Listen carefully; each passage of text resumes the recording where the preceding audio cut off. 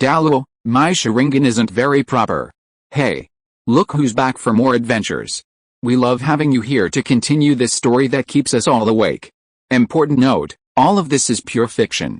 So don't try any techniques you hear here in real life, your neighbor might call the cops. This amazing novel and all its rights belong to the original author. We're just the ones giving it voice and drama. Are you enjoying the show? Prove it by subscribing to our YouTube channel and leaving that like that motivates us so much. And if you want VIP access to exclusive content, our Patreon is waiting with things you won't find anywhere else. Chapter 551 The Cruel Training of the Royal Fighting Team. While Xiao and his companions were cultivating, the new royal fighting team at the Heavendower Royal Academy was also undergoing rigorous training. The training grounds had been drastically changed. The wooden huts used for resting had been split open from the outside, transformed into simple cooling-off areas resembling a bus stop. Another room had been cut in half, with a pool poured underneath, its walls stained with still wet blood. The bottom of the pool was black, the result of congealed blood. Hun Feng and Yu Xiaogang sat under the remaining half of the hut, enjoying the sun-warmed breeze and sipping warm tea. They watched the new royal fighting team locked in fierce combat on the arena. Daimyo Bei, Ma Hongjin, the Shi brothers, Yu Feng, Oslo, and Yu Xianheng, along with Tang San who is absent, formed the current royal fighting team. Thunderous fury, Yu Xianheng, his eyes blood red, unleashed his third spirit ring, followed by his fourth. Blue lightning dragon swiftness, under the amplification skill, this was Yu Xianheng's full force output. His opponents were the brothers Shimo and Shimo. A 3-meter-long electric dragon spread its wings, baring its fangs and claws, and lunged at the two tortoise shells. Fourth soul skill, water wave shield, Shimo and Shimo roared simultaneously, their surging soul power tinged with blood. The tortoise shells on their backs suddenly detached. Rippling waves seemed to appear on them, deflecting attacks while defending against them. It could be applied to teammates or stacked. The two brothers immediately stood together, forming a line. The water wave shield was positioned in front of them, instantly finding the most effective defense. Bang! Yu Xianheng's attack struck the water wave shield, producing a loud bang. Shimo held off Shimo tightly, but both were still forced back a considerable distance. White Tiger Vajra transformation, Phoenix reborn in fire, Daimyo Bei's delicate shout rang out, followed immediately by Ma Hongjin's lewd voice. The two stood side by side, their spirit rings flashing beneath their feet. White Tiger blazing light wave, Phoenix fire line, milky white beams of light, surrounded by dark red flames, shot towards Yu Feng in the air. Oslo, however, had already been blasted off the arena by their combined attack. Lying on the ground, coughing up blood, he was being carried by Mo Wuchang towards the dried-up pool. With a flick of his wrist, a blood-red bead appeared in his hand, instantly filling the pool with thick blood. The blood even boiled like magma, demonstrating the terrifying power it contained. Plop! Oslo was mercilessly thrown into the pool, immediately sinking to the bottom. The next instant, Oslo's screams echoed throughout the training ground. Oslo struggled desperately, trying to rise from the blood pool, trying to climb out. But on the bank, Mo Wuchang already had 2 yellow, 2 purple, and 5 black spirit rings rising beneath his feet, 9 in total. The pressure of a tidal download emanated from him. Oslo was immediately pinned to the blood pool, unable to move, only able to let out shrill screams. He could feel himself growing stronger. While the blood in the pool burned his flesh, pure power constantly squeezed into his limbs and bones. But the feeling was like someone taking a knife and cutting off pieces of his flesh, then staining each piece with power and piecing it back together. This pain was unbearable for Oslo, who knew he could become even stronger in the blood pool. He wished he could escape immediately. While being suppressed, he even had thoughts of suicide. Not long after, Yu Feng came to bathe with Oslo, also letting out shrill screams. Then came Shimo and Shimo, who were blasted off the stage by Yu Xianheng, Daimyo Bei, and Ma Hongjin. They also joined the bathing. Next to be blasted away was Ma Hongjin, who had lost a lot of weight and was now slightly more muscular. His mohawk-style hair was singed by Yu Xianheng's lightning. The chicken wings on both arms almost caught fire. Hongjin, Daimyo Bei cried out, watching her man fall headfirst to the ground. Her alluring body immediately twisted, and she charged towards Yu Xianheng. Ma Hongjin was thrown into the blood pool, followed by Yu Xianheng. Finally, Daimyo Bei, under Mo Wuchang's pressure, exhausted her soul power and strength and was thrown into the blood pool. The wails and painful struggles of the seven were unbearable to watch. Although Yu Xiaogang had seen it many times, his face was still pale, and the tea in his mouth seemed to taste blood. He thought his running training was cruel enough, but compared to Han Feng's methods, it was just a drop in the ocean. Master, to become stronger, you have to pay a price. To become stronger quickly, the price is even greater. Han Feng, tormented by his martial soul, was now somewhat sickly. But in his conversation with Yu Xiaogang, he always had the upper hand. Mr. Han Feng is indeed right. Yu Xiaogang nodded slightly. He had witnessed the changes in Yu Xianheng and the others. Now, apart from Ma Hongjin, who is already a great soul master, the others had already broken through to the soul sect level. With Daimyo Bei helping him vent his anger, Ma Hongjin was also close to level 40. But looking at Yu Xianheng, he was still a little worried. Would such painful and cruel cultivation damage his foundation? If something happened to Yu Xianheng, and the family found out it was related to him, Yu Xiaogang's spine would probably be broken. And so would his father, Yu Yuanzun's. Mr. Han Feng, is the medicinal bath you prepared really okay? Will it? Haha, master, don't worry. As the teacher of Prince Zubeng, how could I let the future of the empire be buried in my hands? Han Feng adjusted his glasses. The pool of blood he prepared wouldn't damage their foundation. On the contrary, it would, to a certain extent, make their foundation even stronger. They fought in a chaotic free-for-all every day, holding nothing back unless their vital points were targeted. Those who remained standing were personally drained to exhaustion by Mo Wuchang before being thrown back into the fray. The soul power within their blood would cleanse their bodies, heal hidden injuries, strengthen their bones and muscles, and enhance their soul power. Of course, this method had its drawbacks. The longer it went on, the more irritable and extreme their temperaments became. However, these drawbacks were negligible compared to the power gained. That's good, that's good. Yu Xiaogang breathed a sigh of relief, looking at Mo Wuchang standing there expressionless, somewhat fearful. Han Feng glanced at Yu Xiaogang disdainfully, feeling ashamed to be associated with him. Master, I've told you the method to become stronger. What do you think? Wishing everyone a happy life? Chapter 552 The Cowardly and Incompetent Master Yu Xiaogang. Hearing Han Feng's question, Yu Xiaogang's face showed difficulty. The price of the two methods was increasingly high. One required sacrificing the golden iron triangle who had adventured with him in the Soul Master world. He could accept Flander, but he would never do that to Liu Erlong. He was still waiting for the day Liu Erlong would change her mind. The other method, however, terrified Yu Xiaogang. He didn't even dare to think about it. Seeing Yu Xiaogang's hesitation, Han Feng shook his head helplessly. Master, I've already told you the method to evolve your martial soul. If you really can't bring yourself to do it, I can have Wu Chang help you capture those two people. Oh? I'd be happy to do that. Mo Wu Chang, standing by the blood pool, let out a cold laugh, his eyes filled with bloodlust. No, I haven't thought it through. Yu Xiaogang shuddered, cold sweat breaking out on his body, and frantically waved his hands at Mo Wu Chang. Haha. It seems even those kids can't match Master's determination to become stronger. Han Feng shook his head, looking at Daimyo Bei and the others who had been pulled from the blood pool by Mo Wuchang in order. When he took over the training ground, he had let them experience it for a day first, but no one was willing to quit. Mr. Han Feng, this is my own business, and it's of great importance. I need to think about it carefully. Yu Xiaogang naturally knew he was being mocked, and his voice became somewhat cold. How could he compare to Daimyo Bei and the others? Daimyo Bei and the others only needed to soak in the blood pool to become stronger, while he had to use the blood and lives of his family and friends. He was a human being, not an animal. Moreover, he had another way to prove himself, namely his good disciple Tang San. He believed that in the All-Continent Advanced Soul Master Elite Tournament, Tang San would definitely defeat all enemies and win the championship. Just based on his twin martial souls and the hammer in his hand. Alright, Han Feng nodded lightly, then smiled mockingly. Master, would you like to go for a soak? I'm confident I can help you break through to Soul Venerable. Yu Xiaogang was stunned. He opened his mouth, looking at Ma Hongjin and the others, who were being dragged up by Mo Wuchang, their bodies convulsing, their eyes filled with fear. He woodenly shook his head. He said hoarsely, no, thank you.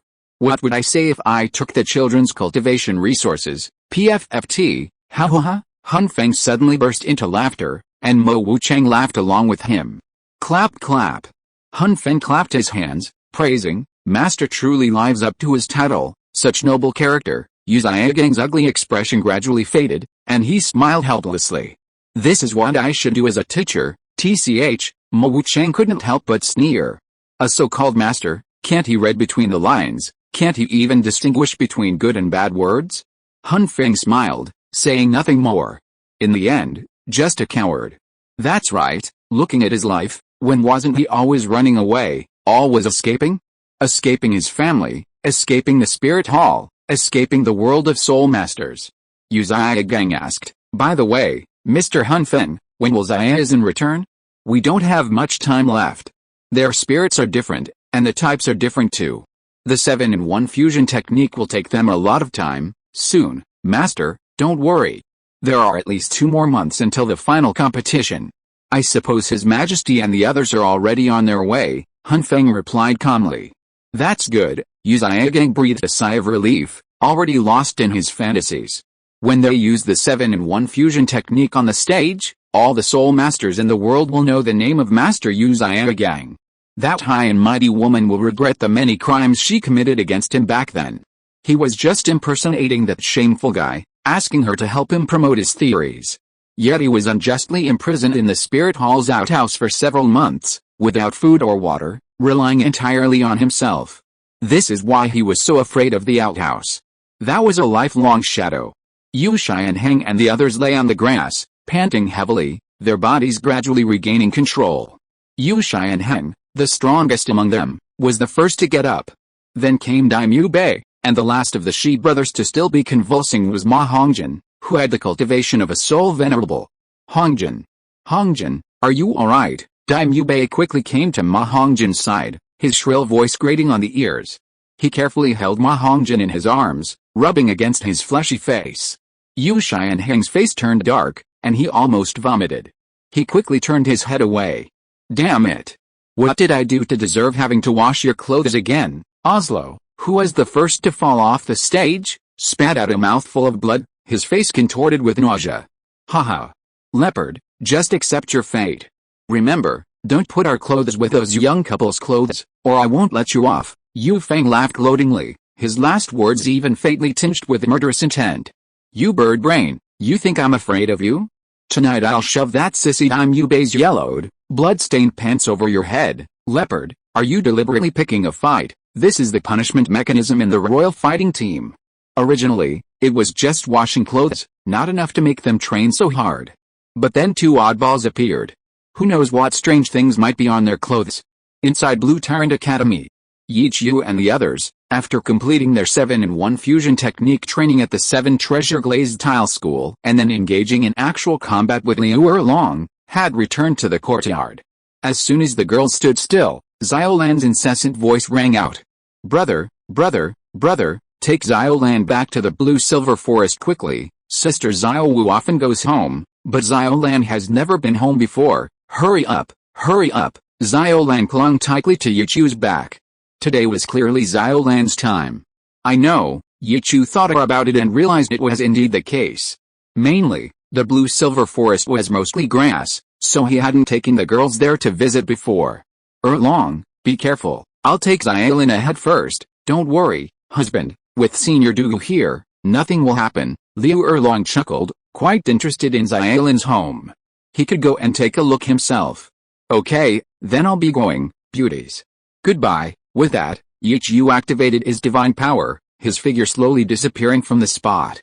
Haha, my people, your emperor is coming back, Xiaolan giggled, leaving behind excited shouts as she vanished before Ningrongrong and the other women. That Xiaolan, are all the blue-silver grass clan members as gluttonous as her? Du Yan smiled. How could that be? She's definitely the only one. After all, only Little Lan looks decent, haha. Xiao Wu's comment made the women laugh heartily. Wishing everyone a happy life. If you are listening to this novel on a channel other than Fanfic World, it means it was downloaded and re-uploaded without effort. We warmly invite you to visit our channel, Fanfic World. There you will find the original version of this story and many other novels of various genres. We look forward to seeing you dive into a world of incredible novels. Chapter 553 The Blue Silver King's Deepest Familiarity. The Blue Silver Forest. Thousands upon thousands of blue-silver grasses swayed in the sunlight, resembling a vast blue ocean. The grasses swayed continuously, like waves on the sea, absorbing the energy of heaven and earth and growing vigorously. At the same time, the blue-silver grasses swayed with a special rhythm, refracting and converging the sunlight, creating a mirage-like barrier protecting their territory. From the outside, the blue-silver forest would never be visible to the naked eye, greatly reducing the entry of outside soul beasts and humans. In the center of this blue plain stood the Blue Silver King, as thick as a banana tree. Silver veins intertwined on its blue leaves, tinged with a faint gold. It was the anchor of this forest. In the absence of the Blue-Silver Emperor, it was the eldest and most authoritative grass of the Blue-Silver Grass clan. Suddenly, the Blue-Silver King, swaying in the breeze, began to shake violently. Its branches and leaves glowed with blue light, continuing to grow. A humanoid face appeared on the main stem, its features seemingly twisted together, highly vigilant. Before it, the previously empty void began to distort. Clearly, an intruder had invaded. In an instant, the Blue-Silver King's tree-like body erupted with terrifying soul power. Its branches and leaves grew rapidly. This was the pure land of the Blue-Silver Grass clan. It would absolutely not allow any person or beast to destroy it. With a whoosh, the other blue-silver grasses seemed to receive a signal, their swaying lessening.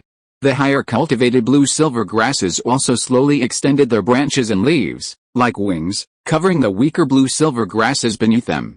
The Blue-Silver King's branches and leaves swiftly reached towards the distorted space before it, about to investigate. Suddenly, its movement stopped. It sensed a noble yet extremely approachable feeling. This feeling was very familiar, so familiar that it couldn't mistake it, much less misjudge it. A hoarse, indistinct voice, neither male nor female, echoed throughout the blue-silver forest. "It's my emperor. My emperor has returned." The Blue-Silver King's true form quickly returned to normal, trembling with excitement. All the other blue-silver grass began to shake wildly, as if welcoming and paying homage to the returning emperor. Space shifted. Two streaks of blue light shone from the void. Under the gaze of the Blue-Silver King, Yichu and Xiaolan appeared in this blue ocean. "Haha. Sister Lan Ying, Xiaolan and brother have returned to see you." A silvery laugh rang out on the tranquil plain. Xiaolan, still on Yichu's back, quickly jumped down and joyfully rushed towards the Blue-Silver King's true form. "My emperor." A phantom humanoid figure floated out from the Blue-Silver King's true form, hovering there, its exact appearance unclear. It embraced Xiaolan. Standing there for countless years, it could feel the passage of time even more keenly in Xiaolan. From a few years old when it left, she had grown into a young woman in her prime. "Human, thank you for taking care of my emperor." Holding Little Blue, the Blue-Silver King's spiritual projection looked at Yichu, still communicating with him in a voice that was neither male nor female. "You're welcome. Helping Little Blue is also helping myself." Yichu waved his hand, looking at it curiously. It had introduced it to him before, explaining that this was an application of spiritual power combined with a blue-silver domain, but he hadn't learned it yet, or rather, Yichu hadn't reached that level. Little Blue hugged Lan Ying and giggled. "Sister Lan Ying, my brother is so good to Little Blue and found many sisters for Little Blue. They are all very kind to Little Blue. If there's a chance in the future, Little Blue will ask my brother to bring them all over for you to meet." "Oh? Is that so?" The Blue-Silver King looked at Yichu strangely and teased. "Is it because of your martial soul?" Yichu was stunned, suddenly unsure how to answer. It seemed that it was indeed very related. But it wasn't entirely because of his martial soul. The Blue-Silver King and Little Blue's blue-silver bloodline had also helped a lot. Back at Shrek Academy, when he was hunting souls for Oscar, he met a girl in the starred-out Great Forest.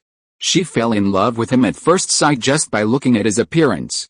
Speaking of which, he wondered if he'd seen her during the advancement matches, Meng Yiren. He wondered if she still harbored feelings for him. Yichu thought back to those moments. Little Blue couldn't help but giggle. "Haha. Sister Lan Ying, do you know about brother's unorthodox martial soul?" She also liked looking into Yichu's eyes, but her brother wouldn't let her look for too long, saying he was afraid he'd make a mistake. "Of course, my emperor, I've known for a long time." Lan Ying nodded. Hearing its words, Yichu looked at the Blue-Silver King with a strange expression. It should have seen his Sharingan before, but why had it had no effect at all? It sensed Yichu's gaze and the strangeness within it. Lan Ying smiled and explained, "Back then, you were just a greenhorn. Even if your mental strength far surpassed that of an ordinary person, you were still pitifully weak compared to me." "I see." Yichu nodded slightly, suddenly understanding. According to Lan Ying, it was indeed true. His martial soul's unorthodox passive ability had indeed been growing stronger along with his mental strength.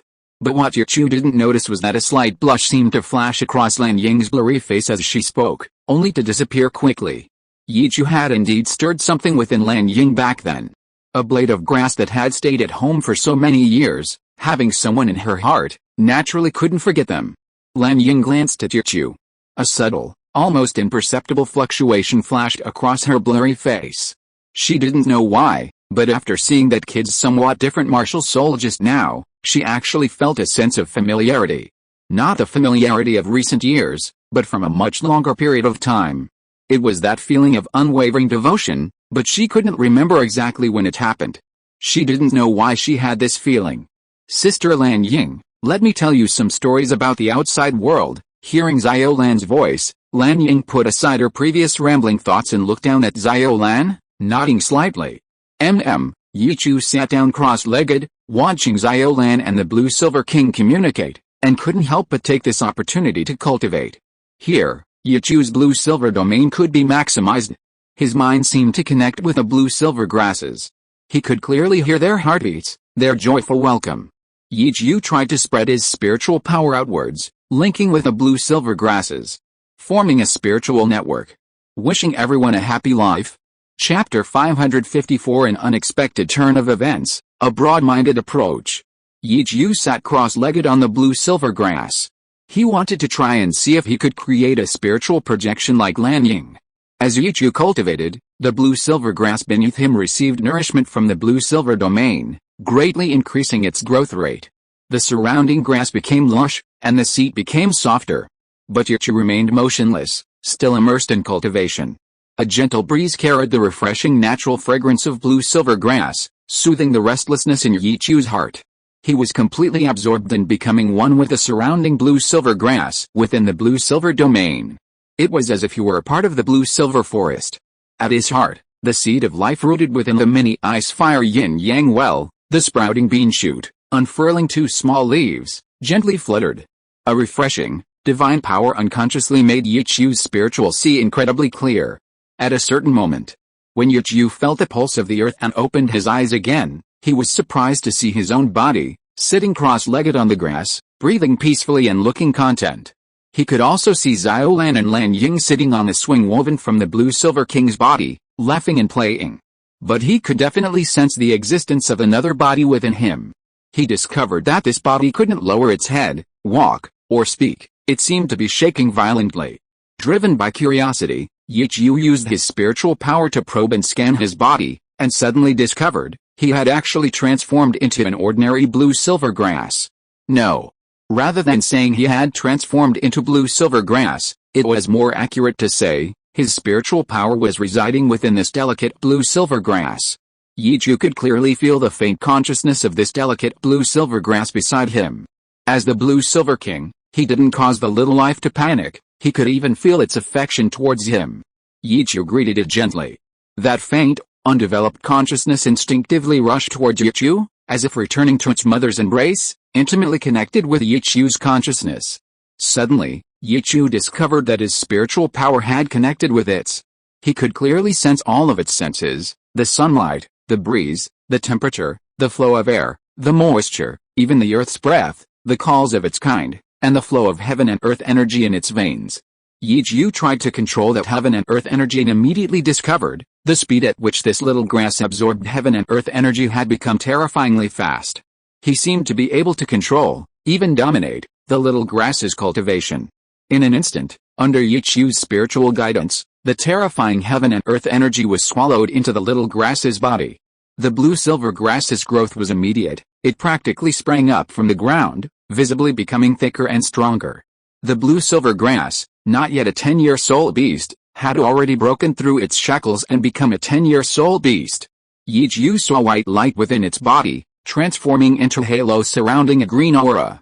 Suddenly, Yichu felt a throbbing pain. Its faint consciousness also emitted a subconscious groan, clearly indicating that the excessive energy of heaven and earth was causing indigestion. Faint messages were transmitted to Yichu's mind. A thought struck Yichu. The indigestible energy within the blue-silver grass, after circulating through its meridians, was actually transformed under Yichu's control, into any energy he desired: life force, soul force, even spiritual force. Yichu was overjoyed. He understood that this was an effect only attainable when the blue-silver domain reached its highest level, the all-encompassing realm. Poof! Before Yichu's excitement subsided, he heard a soft sound. The excess energy of heaven and earth, converted into soul force, was expelled by the blue-silver grass. It drifted towards Yichu's body and entered his body. Seeing this, Yichu's eyes widened, his excitement becoming uncontrollable. He immediately nipped his idea of using mental projection in the bud. He himself didn't know what was happening to him, so naturally he wanted to seize every opportunity to improve his strength. He decided to do it. Following his mental network, Yichu channeled his spiritual power into another blue-silver grass, mimicking its movements, obtaining a green glow that drifted towards his own body. As Yichu continuously alternated between appearing inside any blue-silver grass, Xiao Lan, sitting in Lan Ying's lap, watched Yichu meditating cross-legged on the ground and couldn't help but pout. Closely connected to the seed of life within Yichu, she hadn't noticed its movements at all, and certainly hadn't expected it to be even more greedy than herself. "Bad brother, you promised to take Xiao Lan home, but all you do is cultivate." Lan Ying hugged Xiao Lan, gently patting her head, and chuckled. "My emperor was only focused on chatting with me earlier, he didn't pay any attention to him either, eh?" Lan Ying, turning her gaze to Yichu, suddenly let out a soft exclamation, her gentle, warm voice as stunning as a gentle breeze. Lan Ying even forgot to conceal her voice. Was it because it discovered its true form had somehow established a strange connection with Yichu? Watching the increasing number of blue light particles emitted by the blue-silver grass gather in the air, before Lan Ying could speak, Little Blue suddenly burst into joyful laughter. "Haha, Sister Lan Ying, look! Brother's blue-silver domain seems to have entered its highest form, the all-encompassing ocean. Incredible!" Lan Ying looked at Yichu, her heart filled with shock. Yichu could actually enter the all-encompassing ocean state at this stage. How did he do that? Even if it was only temporary, and only touched the threshold, far from the terrifying power of the complete form, it was still enough to shock Lan Ying. The benefits Yichu received were absolutely unparalleled. Suddenly, Lan Ying's blurred face contorted, a blush spreading across her cheeks. Yichu had actually entered its true form.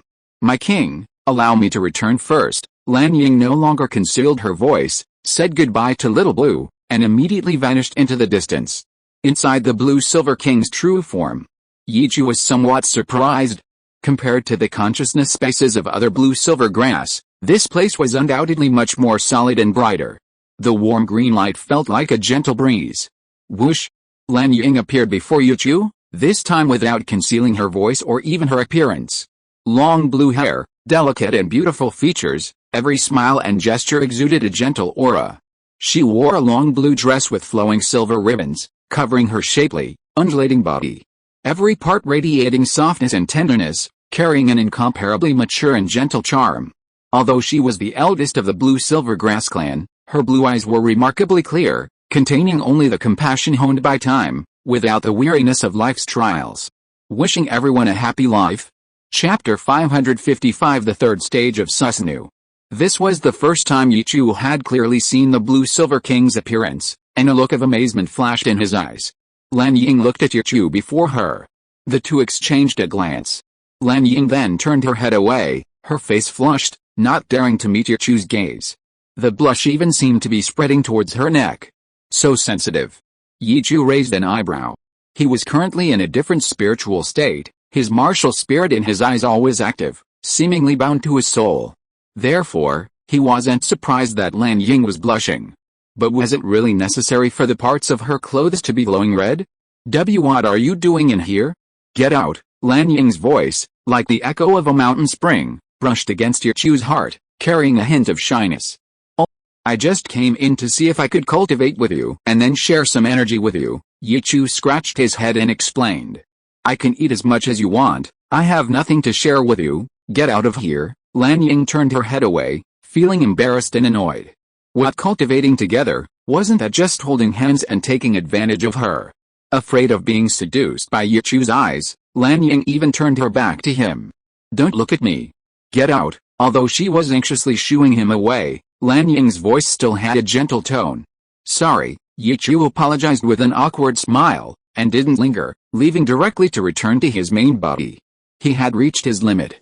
That's why he thought of going to Lan Ying's main body one last time to see if he could have a big meal. Obviously, Yichu's plan failed.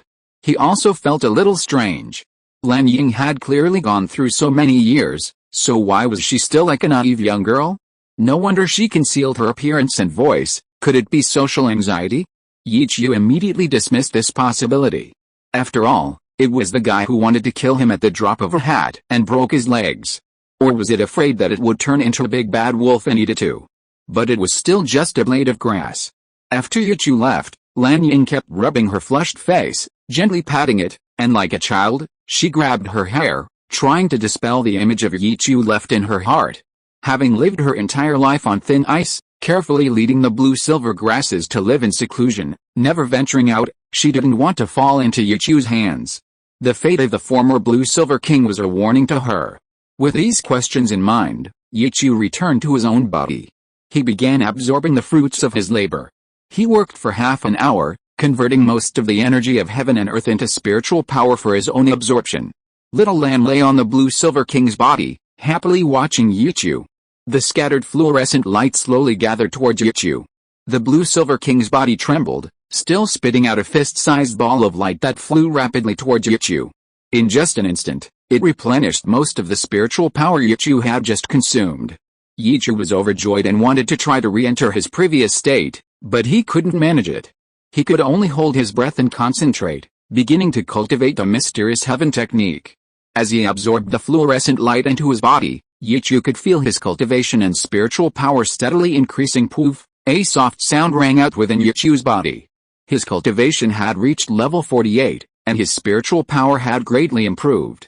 According to his estimation, he could now control soul beasts over 40,000 years old for sacrifices. The exact year was still unknown. Haha. Sister Lan Ying, little Lan has broken through again. I've grown a little taller, and the part that brother likes has grown a little bigger. Little Lan happily shared her joy with Lan Ying, who had reappeared beside her. She touched her chest with her little hand, very satisfied, her face flushed with happiness. Sister Rongrong is going to be so envious of little Lan.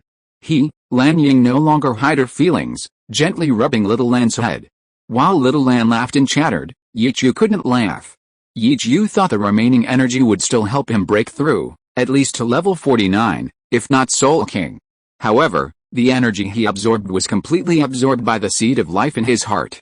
Even the spiritual and soul power that Yichu had deliberately controlled the blue-silver grass to transform was all converted into life force as nourishment, causing the two leaves on the little bean sprout to flatten and mature. Yichu tried to steal it, but to no avail, and could only shake his head and chuckle helplessly. Watching it convert the energy so easily, Yichu guessed that his state of embracing all rivers was probably thanks to the seed of life. If that was the case, it wouldn't matter if it swallowed the energy. Yichu was the one who benefited. Lan Ying looked at Yichu. At this moment, for some reason, she felt a sense of reverence. This didn't seem like bloodline suppression, but rather suppression from another level she couldn't understand. If she had to describe it, it was a sense of oppression from the level of life itself. Had she already been poisoned by him? A blush crept across Lan Ying's face. She bid farewell to Xiao Lan once more, returning to her own consciousness space, rubbing her head to try and clear her head. Yichu, however, had already absorbed all the energy. Yet, he still didn't open his eyes. Since his spiritual power, had increased significantly, Yichu wanted to try it out. During this time, after extensive training with Susanoo, he could only maintain the third stage of Susanoo for less than half a minute. How long could he maintain it now? Whoosh! Yichu's eternal Mangekyou Sharingan opened rapidly. Bloodlight burst forth. Crimson soul power solidified around Yichu's body, materializing. He quickly entered the first stage of Susanoo, its most basic form. Yichu's body was enveloped by a thin layer of ribs, with only a single crimson arm growing from behind him. Following Yichu's will, It gestured continuously in the air. Brother, Xiaolan wants to go up. Xiaolan looked at the crimson hand, somewhat excited, jumping and hopping, wanting to jump onto it. Yichu rolled his eyes, the tomo in his eyes darting upwards. He affectionately cradled Xiaolan on his Susanoo. Haha, brother is so amazing, Yichu chuckled, lifting Xiaolan high and continuing to activate his eye and soul power. The second stage of Susanoo was a massive skeleton, complete with a head and ribcage, its two arms functioning like limbs. Although it was only a skeletal form, the defensive power of this Susanoo was already astonishing. Yichu's experiments showed that even a Soul Emperor couldn't completely destroy it in one go. Watching Xiaolan thrashing about on his arms, Yichu took a deep breath and continued activating the eternal Mangekyo Sharingan. Poof, muscles and tendons began to grow and spread across the skeleton. Wishing everyone a happy life. Chapter 556 Basic Attack, Yasuko Magadama. As Yichu continuously channeled his soul power, the flesh and tendons clung tightly to the original skeletal frame. Then, a layer of blood-red skin grew, covering Susanoo. Unlike before, when Yichu couldn't even maintain it for half a minute, his flesh was now exposed. In this way, Yichu's Susanoo became much more lifelike, and its defensive power increased again, making it likely even a Soul Emperor would find it difficult to shake. Brother, your martial soul true body has become even more powerful. Little Blue, perched on Susanoo's palm, peeked out, looking at Yichu sitting cross-legged in Susanoo. Yes, I can stabilize in this state now, but I don't know how long I can maintain it, Yichu smiled slightly. Maintaining Susanoo required both eye power and soul power. Normally, at level 48, Yichu's spiritual power, eye power, far exceeded his soul power at the same level. How long he could maintain it probably depended mainly on the amount of soul power, and also needed to be tested in actual combat. After all, during battle, he would need to withstand enemy attacks, which might create an unnecessary burden. Haha, then Little Blue will help your brother keep track of the time. 1, 2, 3, Little Blue giggled twice, jumped directly onto the head of Susanoo, lay down on it, and began counting down the seconds on her own. Yichu shook his head and chuckled. To him, the third state of Susanoo wasn't simply about having muscles and enhanced defense. In this state, Susanoo no longer existed solely for attack or defense, but could use some basic attack skills. And Yichu could only use one ranged attack right now, the Yasuko Magadama. As for using the thunderous thousand-bird soul bone of his right arm to launch an attack, Yichu only had an idea for now and hadn't tried it yet. Maybe he could even conjure a lightning arrow to play with. Thud, thud, thud. Suddenly, the sound of many blue-silver grass snapping came from the edge of the blue-silver forest. Brother, a soul beast has broken in over there. Little Blue, who was lying on the head of Susanoo and counting down the seconds, immediately discovered the source of the sound. Yichu's eternal Mangekyo Sharingan lit up, and the scene over there was fully visible. At that time, a 20,000-year-old gale flame tiger, with a blood-red king character pattern on its head, dark red flames rising from its body, and cloud-like fur on its paws, ran as if it were stepping on the wind, its speed incredibly swift. The blue-silver grasses naturally wouldn't stand idly by and watch their territory be invaded by an invading soul beast. Moreover, today the blue-silver forest welcomed its king. How could they dare disturb his esteemed presence? All those with some cultivation stretched out their branches and leaves, using blue-silver entanglement to try and stop the ferocious tiger. Roar, the gale flame tiger roared, about to spew forth blazing flames to scorch the earth. Bang! An air blast, invisible to ordinary people, suddenly struck the gale flame tiger's neck, sending it flying and interrupting its attack. Roar, the gale flame tiger let out a mournful cry, and as it rose again, its legs pawing the ground, it immediately charged towards Yichu. But those ferocious tiger eyes weren't fixed on Yichu and Xiaolan. Whoosh! This time, Yichu's sharp eyes detected the violent flow of air before him, rapidly attacking the gale flame tiger. Looking back, it turned out that Lan Ying, who was brainwashing herself in her consciousness space, had noticed the situation in time. The thick, soft branches were constantly gathering into a ball, compressing and kneading the surrounding air before hurling it out. Roar, the gale flame tiger directly used its tail to blast away the incoming air projectiles. It continued charging towards Lan Ying's main body. 10,000-year-old soul beasts already possess some intelligence. The fact that blue-silver grass was at the very bottom of the soul beast race was ingrained in its bloodline. Therefore, Even with over 80,000 years of cultivation, Lan Ying hadn't instilled fear in the beast. The blue-silver grass clan was notoriously weak in attack. HMPH. Truly ungrateful. That voice, usually gentle as a spring breeze, carried a rare hint of annoyance and resentment. Lan Ying was about to unleash her mental attack to subdue the gale flame tiger. But Yichu was faster. "Let me handle this," leaving his voice behind. Yichu had already activated his Susanoo. "My emperor," Lan Ying's worried voice rang out as her gentle figure appeared in midair. "Ah, brother. Little Lan is still above you." Little Lan's plaintive voice came from above Yichu's head. She was almost slipping away. "Haha. I'll catch you now." Yichu used his large hand to gently grasp Little Lan in his palm, stopping in the path of the 20,000-year-old gale flame tiger. Roar! Upon seeing humans, the gale flame tiger's eyes flashed with hatred and bloodlust, and it immediately spat out a blazing flame towards Yichu. "Ah!" With Little Lan's cry of surprise, Yichu tossed her into his Susanoo and held her in his arms.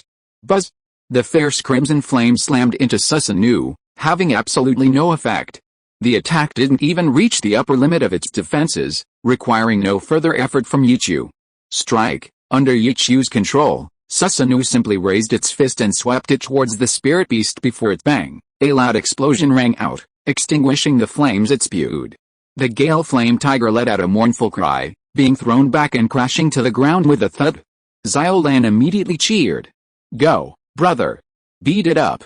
Drive it away!" Roar! The gale flame tiger shakily rose to its feet, roaring.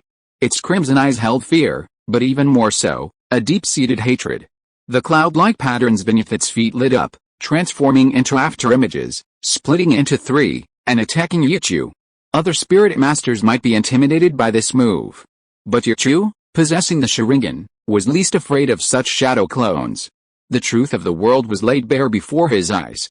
Yichu frowned. His soul power was already mostly depleted. With a thought, Susanoo raised its arm, opened its palm, and a crimson Magatama condensed on it, spinning continuously in its palm. Whoosh! With a powerful flick, the Magatama flew towards the gale flame tiger. The gale flame tiger, which had just leaped up to pounce on Yichu, was struck in the abdomen, spitting out a mouthful of blood as it flew backward. Thump! It crashed to the ground with a dull thud, motionless and unconscious. The other two afterimages vanished like a gust of wind. Yichu let out a long breath. With just one move, he had dissipated nearly half of his remaining soul power. Wishing everyone a happy life. Chapter 557 The Turbulent Starred-Out Great Forest. "Wow! Brother, you're so amazing." Xiao Lan hugged Yichu excitedly, jumping up and down, her breasts, which had grown into dragon fruit-like shapes, pressing against him. Her red lips also generously touched Yichu's face and lips. Yichu helplessly pushed her pretty face away. He had reason to suspect that this little girl was pretending to be excited, using it as an excuse to give him a treat and seduce him. Lan Ying appeared beside Yichu, looking at him enveloped by the blood-red gorilla, a hint of surprise flashing in her eyes. She softly thanked Yichu. "Thank you, you're welcome. After all, I also have the bloodline of the blue-silver emperor in my veins. We're all family." Yichu shook his head, and Xiao Lan, who was clinging to him, also raised her head and smiled, saying, Yes, we're all family. Brother and Xiao Lan are inseparable. Sister Lan Ying, you don't need to be polite, my emperor is right." Lan Ying nodded gently, a doting smile on her face. Yichu, carrying Xiao Lan, activated his Susanoo and arrived in front of the gale flame tiger. It was on the verge of death, blood gushing from its mouth. Under Yichu's Sharingan, its internal organs were nearly ruptured. He turned to Lan Ying and asked, "Should we kill it and bury it here as fertilizer?" Lan Ying looked at Yichu strangely. Did he really think the blue-silver grass clan was so cruel? Did I say something wrong? Yichu raised an eyebrow, his Sharingan looking at Lan Ying. As far as he knew, wasn't the survival of the fittest and the strong preying on the weak among spirit beasts? Especially those with low intelligence, who only follow their hunting and killing instincts. You shouldn't look at me." Lan Ying blushed and looked away, raising her hand to block Yichu's view. Yichu helplessly rubbed his forehead and simply deactivated his Sharingan. The blood-red Susanoo dissipated in the wind. Lan Ying ignored Yichu, simply strode forward, and with a slight wave of her hand, numerous blue-silver grasses obeyed her command, extending their branches and leaves to envelop the gale-blazing tiger. Yichu watched this scene in astonishment, noticing the strong life force emanating from it. This paltry gain is insignificant to our entire clan, Lan Ying said softly, turning to look at Yichu. The gentleness in her eyes made Yichu slightly stunned. Was this the origin of the compassion in her eyes? But, such a gentle you actually wanted to kill me when I was still young? Yichu looked at Lan Ying in confusion. I was just a little excited back then. Whether it was because of what happened back then or because of Yichu's praise, Lan Ying's face flushed slightly, quite embarrassed. I've waited for my emperor for so many years, it's understandable to be a little excited, right? Alright, Yichu shrugged, not caring too much about it. It was all in the past, and now they were all on his side. Soon. The Gale Flame Tiger had recovered considerably after being treated by the blue-silver grass, at least its life was saved. Where are you going to take it next? Yichu asked curiously. Lan Ying frowned, looking in the direction the soul beast had come from, towards the mixed zone of the starred-out Great Forest. After a moment's hesitation, Lan Ying replied, just release it outside the blue-silver forest, following its original trajectory. Hiss. Yichu seemed to notice something. Grabbing Xiao Lan's delicate hand as she tried to wield her weapon, and asked, why would a soul beast of this level rush towards the outer edge of the starred-out Great Forest? That's what puzzles me too. Lan Ying, seeing the slight flush on Xiao Lan's face from being close to Yichu for so long, her cheeks also blushing with curiosity, quickly turned her head away and continued, before, although soul beasts occasionally broken, they were 1,000-year-old soul beasts. But recently, not only has the frequency of soul beasts breaking in increased, but their strength has also increased. And they're generally coming in from the same direction, seemingly afraid of something. I think there might be some problem in the mixed zone of the starred-out Great Forest, causing the 10,000-year-old soul beasts within to keep fleeing. After hearing Lan Ying's explanation, Yichu frowned, activated his Sharingan, and looked towards the mixed zone. Even at his limit of vision, Yichu quickly found nothing unusual. Lan Ying directed her main body, sending the Gale Flame Tiger towards the other side of the blue-silver forest. She said to Yichu, I've been using my mental power to patrol frequently lately, and I haven't found anything. However, I can usually anticipate when a spirit beast will intrude, giving me a timely warning. Is that so? Yichu withdrew his Sharingan, rubbing his chin as he watched the Gale Flame Tiger being carried by the blue-silver grass, riding the blue waves towards the edge of the blue-silver forest. Yichu couldn't help but speculate. This was likely related to those evil spirit masters who collected blood and indiscriminately slaughtered spirit beasts. The hatred in the Gale Flame Tiger's eyes when it saw humans was the best explanation. Yichu's guess was quite close. But he hadn't expected that the evil spirit master's goal wasn't to collect blood anymore, but to cooperate with the dark demon evil god tiger to continuously devour lone, weak spirit beasts. Yichu had already planned to have Daming and Erming keep an eye on things next time they went to the Lake of Life. Otherwise, it would be troublesome if those evil soul masters targeted them. Yichu looked up at the sky and rubbed Xiao Lan's head.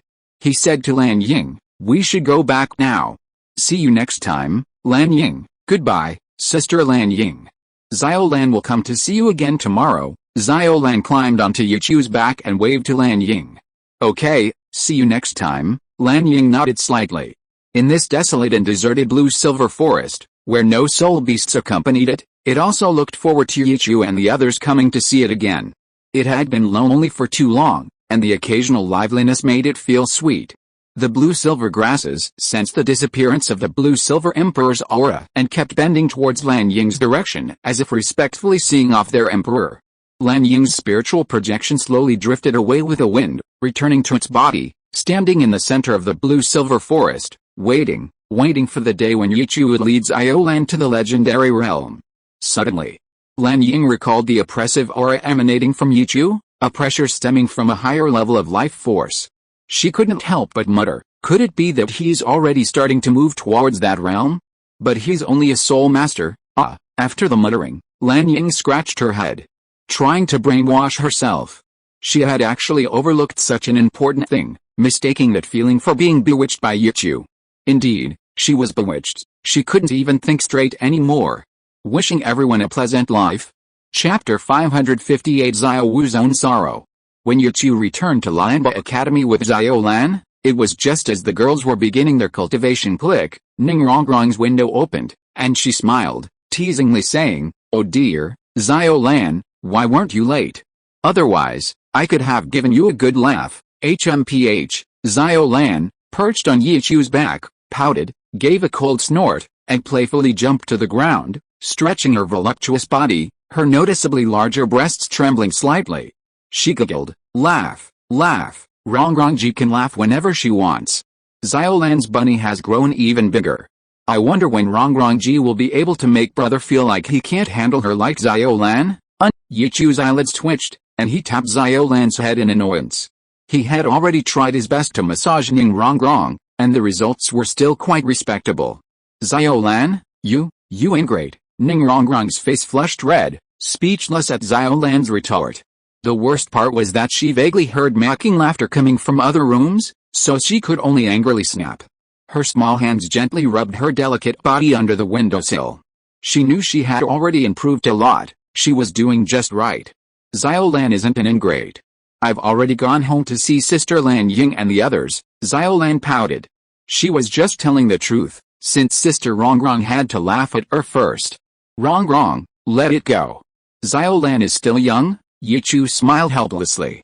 Although Xiao Lan looked 13 or 14, she had only been a human for less than 5 years, and her mind wasn't very mature. Xiao Lan isn't young anymore. Xiao Lan puffed out her cheeks and patted her soft body. Yi Chu sighed and rubbed his forehead. HMPH, Ning Rongrong snorted coldly, knowing she was somewhat in the wrong, and didn't argue further. She shouldn't have expected to control Xiao Lan in the first place. Xiao Lan simply liked to eat, such a simple hobby, and she was too easily seduced. Since that was the case, she should refrain from saying such inexplicable things like ungrateful wretch in the future. As Yi Chu's sister, and even her future sister, it was only right that she treat Xiao Lan well. Hearing the laughter that hadn't subsided next door, Ning Rongrong scolded in embarrassment and annoyance, Xiao Wu. Stop laughing, click. Xiao Wu pushed open the window next door, her pretty face flushed red, pouting, her red lips pursed, and she argued, Rongrong, I wasn't laughing, nonsense. You were clearly the one laughing the loudest, you can't hold it in anymore now. Ning Rongrong gritted her teeth angrily, her blue eyes wide. PFFT, Xiao Wu covered her mouth, feeling a little uncomfortable, and bent over to retort, it wasn't me laughing the loudest. Yan next door laughed even louder than me, PFFT, ha ha ha. As soon as Xiao Wu finished speaking, Du Yan pushed open the window, letting out a soft, charming laugh. Seeing Ning Rongrong's murderous gaze, Du Yan's green eyes flickered twice. Seeing Yi Chu dealing with Xiao Lan's dribbling and bumping into people, she immediately had an idea.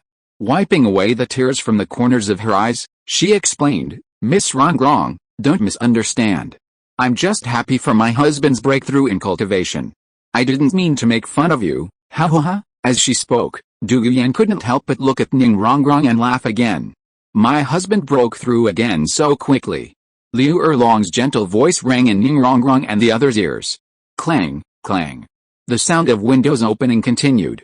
Bai Chengxiang, Jiang Zhu, and the other girls all poked their heads out of the windows, looking at Yi Chu strangely. Their pretty faces undoubtedly carried a hint of a smile. Even Yi Lingling and Zhu Zhuqing were no exception. They were clearly amused by Xiao Lan's earlier exchange with Ning Rongrong. Yi Chu, holding the now limp body in his arms, pulled Xiao Lan's restless hand away, awkwardly looking at the women, and said with a forced laugh, this trip to the blue-silver forest unexpectedly brought me some insights. Not only did my cultivation break through to level 48, but my spiritual power also improved significantly.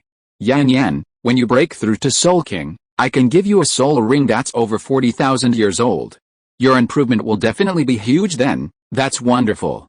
The quality of a soul bone over 40,000 years old will be much higher, right? Du Yan's eyes gleamed with excitement, her snake-like vertical pupils flickering. Husband, don't worry, I'll definitely break through to level 50 before the finals, a soul ring over 40,000 years old. That's almost 30,000 years, exceeding the Soul King's 12,000 a year limit. It's more than double the Soul Emperor's 20,000 a year limit. Only Soul Saint level experts can absorb that.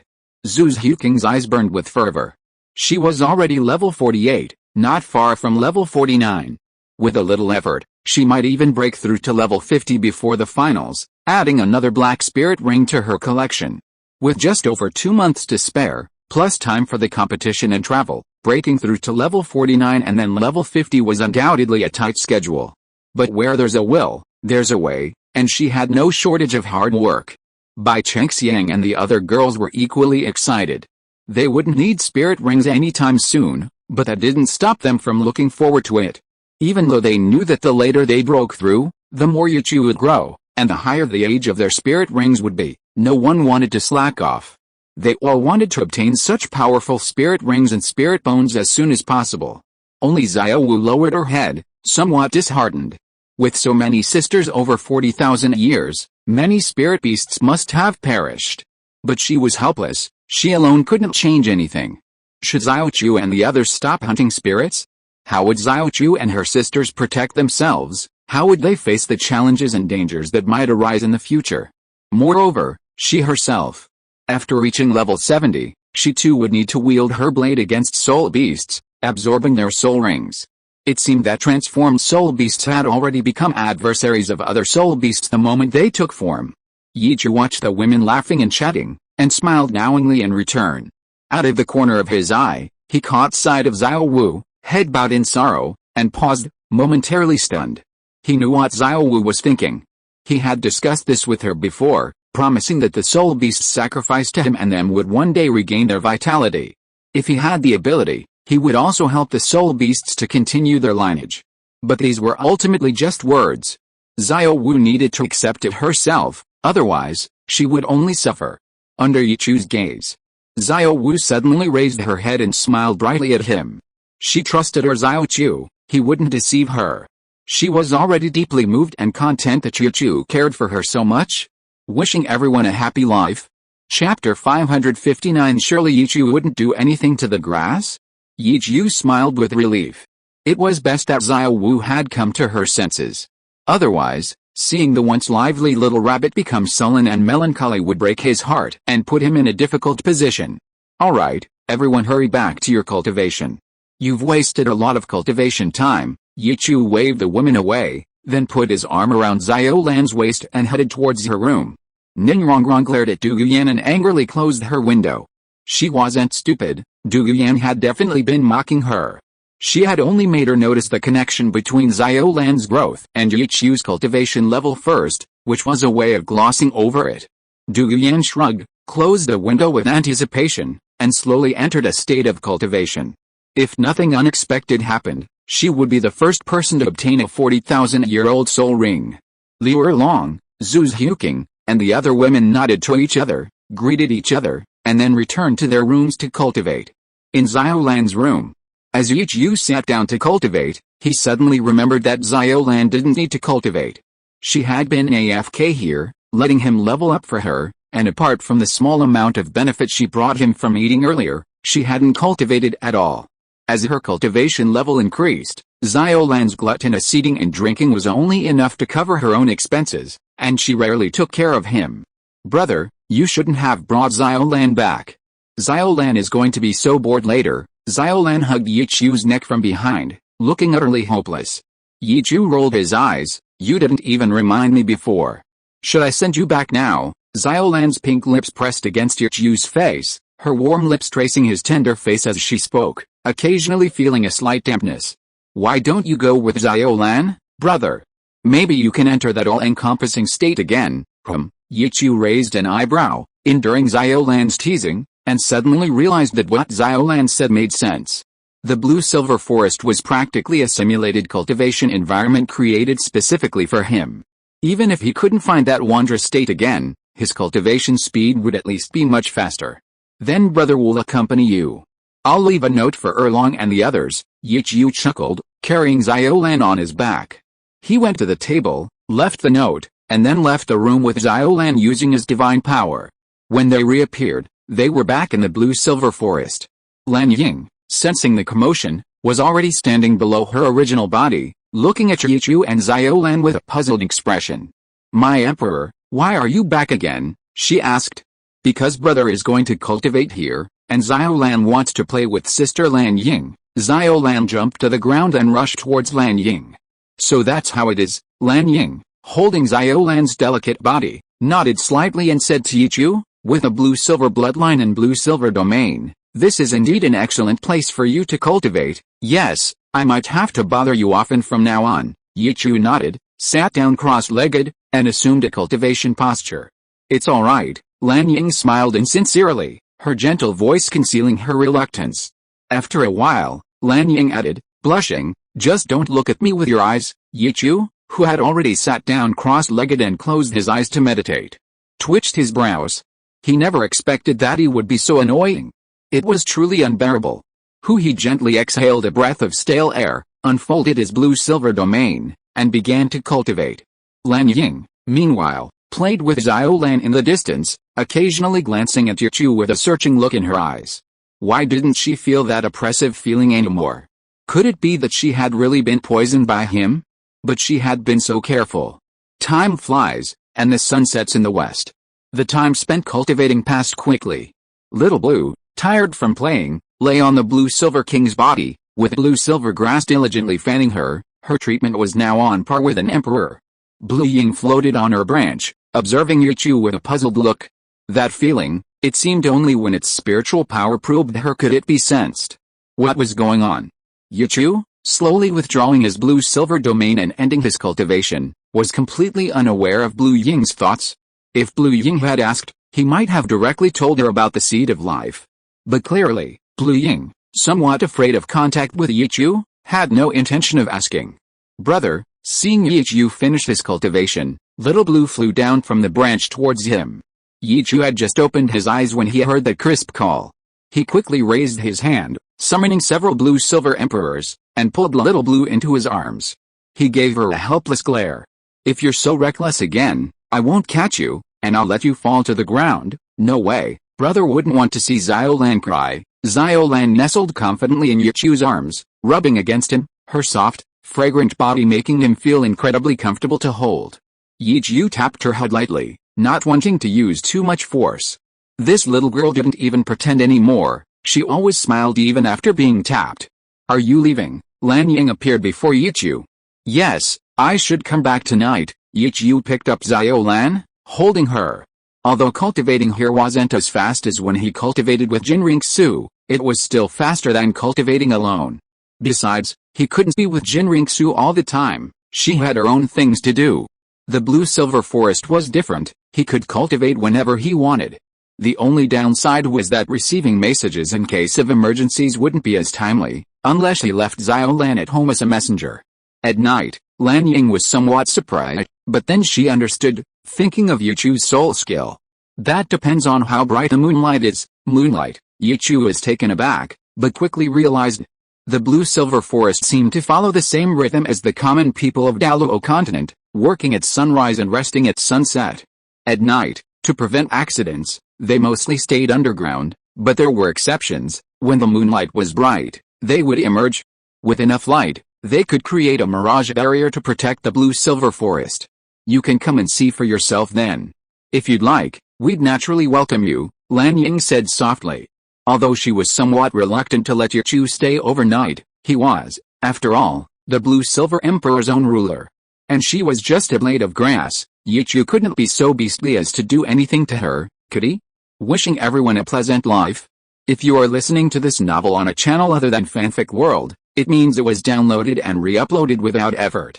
We warmly invite you to visit our channel, Fanfic World. There you will find the original version of this story and many other novels of various genres. We look forward to seeing you dive into a world of incredible novels. Chapter 560. Liu Erlong, unable to restrain herself. Alright then, I'll come over tonight. Goodbye. Yichu nodded slightly, not insisting. The blue-silver clan was weak, and such caution was necessary. Goodbye, Sister Lan Ying. Little Blue waved happily to Lan Ying. Looking at Little Blue, Lan Ying's face couldn't help but blush. Recalling the funny stories her emperor had shared with her, Yichu actually made her emperor eat cream breadsticks and even made her make cream puffs. Lan Ying suddenly felt that she had thought too highly of Yichu. Don't underestimate her just because she's a blade of grass now. If Yichu were in the mood, wouldn't he make her kneel before him and brandish weapons?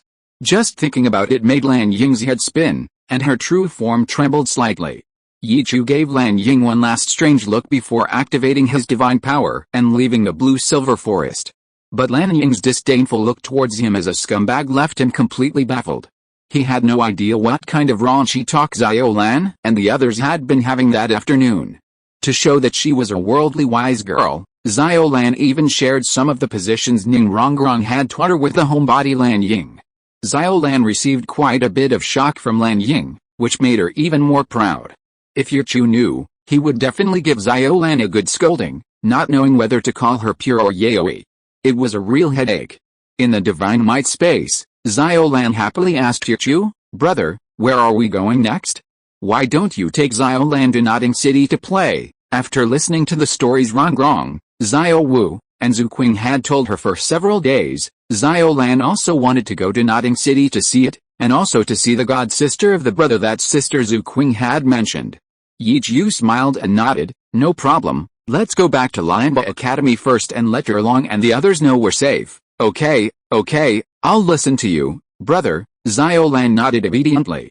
Yichu activated his divine power, and the two figures disappeared from the spot. Although Yichu had left notes for Xiao Wu and the others, those who were worried were still worried. They were already preparing dinner, and they were quite unaccustomed to not seeing Yichu after finishing their cultivation. Poof, the space suddenly fluctuated, and Bai Chengxiang's face lit up with joy. Yichu is back. Whoosh, Yichu's return always stirred the hearts of these girls. "Husband, why did you leave without a word? You didn't even tell me." Liu Erlong, whose warm little room had been empty for a long time, finally found an opportunity to hug Yichu's arm and gently rub against her magnificent body, her face slightly flushed and her eyes filled with seductive charm. "Did I already leave a note on the table? And I was also afraid you'd worry. I even brought Xiao Lan back to check on you." Yichu's lips twitched, and he rolled his eyes. The burning heat emanating from the hot body beside him gave him reason to believe that when it was his turn to be with Liu Erlong, it would be an absolute clash of passion. He feared she would be crying and begging for mercy while simultaneously doing squats until she was exhausted and passed out on him. HMPH. Xiao Lan snorted softly, no longer rubbing against Yichu's arm. Her brother's attention was completely captivated by Erlong, leaving her with no chance and only a sense of humiliation. Zhu Huqing, Ning Rongrong, and the other girls watched Liu Erlong, secretly amused. Liu Erlong, who usually liked to cheat on them, was probably the one who was suffering the most. They could practically smell the moisture in his breath. Seeing Liu Erlong taking advantage of the situation, already kissing Yichu, swallowing and entwining, Xiao Lan became unhappy. She tugged at Yichu's arm. Pouting, she said, "Brother, we should go now, Sister Erlong. For the next 2 days, you're all mine, so you can't kiss me anymore." Hearing Xiao Lan's resentful voice, Yichu gently pushed against Liu Erlong's soft, delicate body. A soft, sinking sensation washed over him, making his heart burn. Liu Erlong, her face slightly flushed, obediently separated from Yichu. In the sunlight, glistening droplets seemed to connect them. She gently pursed her luscious red lips. She could already feel Yichu's passion, still full of power. Looking at the pouting Xiao Lan, Liu Erlong alluringly raised her hand and gently wiped away the glistening droplets from her fiery red lips. "Don't be so stingy, Xiao Lan. I'll let you have a couple of bites of my husband later." HMPH. Xiao Lan won't fall for that. Xiao Lan huffed, knowing that her brother's heart would definitely be captivated by Sister Erlong, and Yichu wouldn't have time to savor her innocent words. Seeing Yichu's unwavering determination, Xiao Lan was eager to try her luck. Tonight, she would show her brother what it meant to experience both ice and fire. "Haha. Alright, have fun, my husband." Liu Erlong smiled charmingly, gently kissing Yichu's lips again to wipe away the glistening tears. "Well, then I'll take Xiao Lan with me." Yichu looked at Xiao Lan, whose face was slightly flushed, who was tightly nestled in his arms, constantly bracing herself against his long legs. He gave her a helpless glare, then used his extreme cold power to calm himself down while activating his divine might.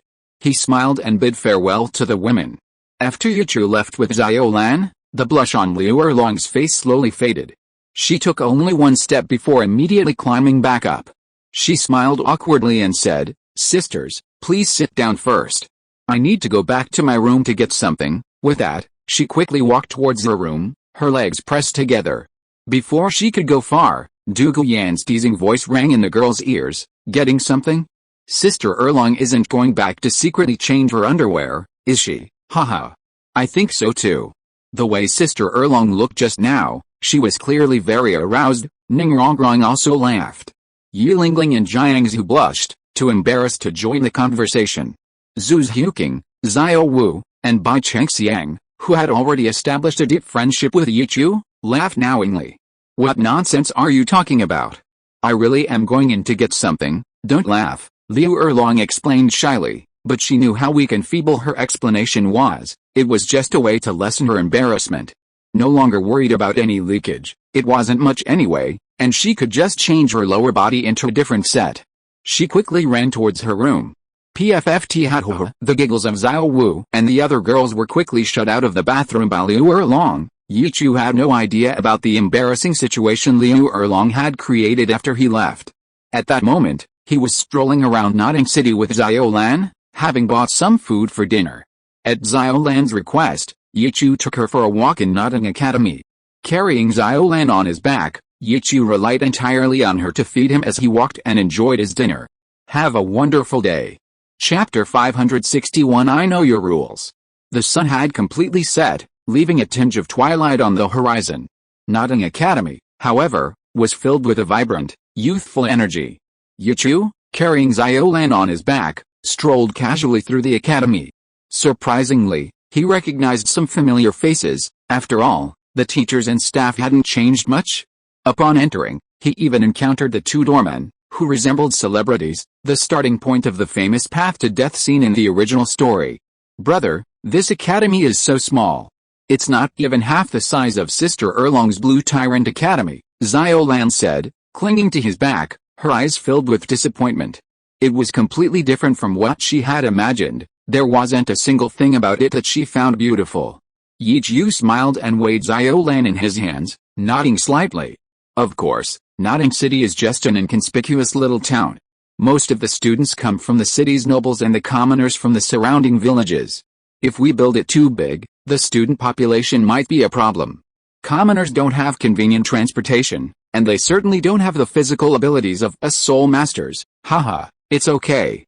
With you here, brother, this inconspicuous little town will become well known, Xiao Lan giggled, smearing her red lips, smeared with rock candy, on Yichu's face. Yichu is stunned. These words didn't sound like something Xiao Lan would say at all. He shook his head with a laugh, not pressing the matter further. It was quite pleasing to the ear anyway. Xiao Lan smiled at Yichu, her azure eyes narrowing slightly.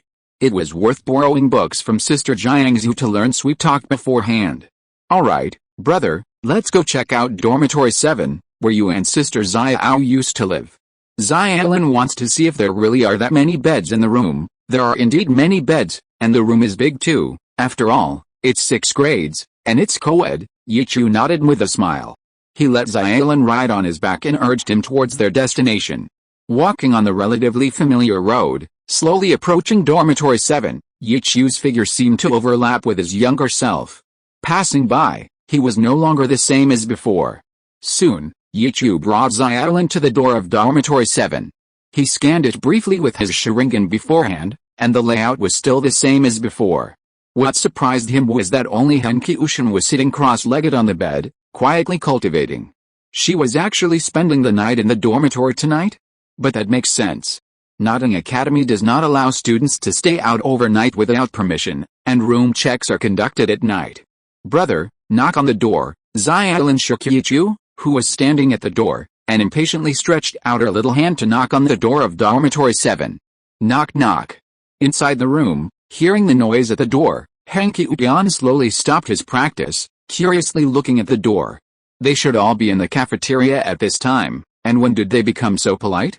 Xiaolan, that's enough, stop knocking so much. Suddenly, hearing that familiar voice, Henki-Uyan, whose feet had just touched the ground, showed a hint of disbelief on his face. Then, he unconsciously smiled, quickly composed himself, hurriedly tidied his appearance, and strode towards the door. After a moment of hesitation, he took a deep breath and slowly opened the door. Through the crack, the first thing he saw was a milky white face with a rosy blush, smiling. Her eyes, as blue as his senior Yichu's, were filled with curiosity and liveliness, making her look like a lifelike porcelain doll. Henki-Uyan was slightly stunned, a very beautiful and intelligent girl. Haha, brother, the door is open. There are indeed many beds inside. Xiaolan's delicate face revealed two shallow dimples as she hugged Yichu's neck, somewhat happy. Her words brought Tian back to her senses. The door was now fully open, and Yichu's figure was clearly visible before her, a warm smile on his face. Her senior, Yichu, had brought another girl? How many more were there? Senior Yichu, why are you here? Tian snapped out of her daze, hiding the joy in her eyes, and asked shyly. Huh? Does brother know this little brother? Xiaolan gave a soft hum, tilting her head and looking around, but still called out the wrong gender. I'm a girl. Tian's dirty face flushed slightly, and she raised her chin slightly, letting Xiaolan see her Adam's apple. How strange, the outside is black and the inside is so white. Xiaolan once again missed the point, focusing instead on Tian's seemingly discontinuous skin. This is, Tian stammered, unsure how to explain. Why did the older sister that senior Yichu brought this time seem a little dim-witted? Alright, Xiaolan, this is just Tian in disguise. She's a young girl, you should know that. Yichu rolled her eyes at Xiaolan, then smiled and answered Tian's question. Tian, I just brought my little sister here for a stroll, and we happened to run into you, little sister. Tian nodded slightly, then looked at Xiaolan curiously. The two did indeed look very similar in eyes, hair color, and even their friendly demeanor and fragrance. So you're the Tian that Sister Zuqing and the others were talking about. Xiaolan knows the rules. Xiaolan's azure eyes brightened slightly, as if she had found something very interesting, and she extended her hand to Tian in self-introduction. Hello, little sister Xiaolan, my name is Xiaolan. I'm 13 years old this year, older than you, so you have to call me older sister. My martial soul is the Blue Silver Emperor, and I'm currently a level 48 soul master. How about that? Isn't I amazing, little sister Xiaolan? By the way, little sister Xiaolan isn't my biological sister, so don't be too surprised by anything you see. After saying that, Xiaolan looked at Tian expectantly, hoping she would follow the rules. Otherwise, she, as the older sister, would be unhappy. Yichu could only shake his head helplessly. He could understand Xiaolan's desire to be the older sister after being her younger sister for so long, but that last sentence seemed unnecessary. Tian looked at Xiaolan with a mixture of embarrassment and surprise.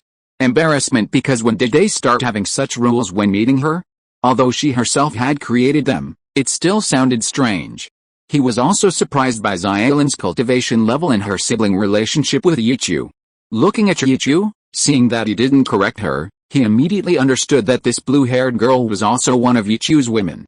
Tian was silent for a moment, then awkwardly extended his hand to shake Xiaolan's.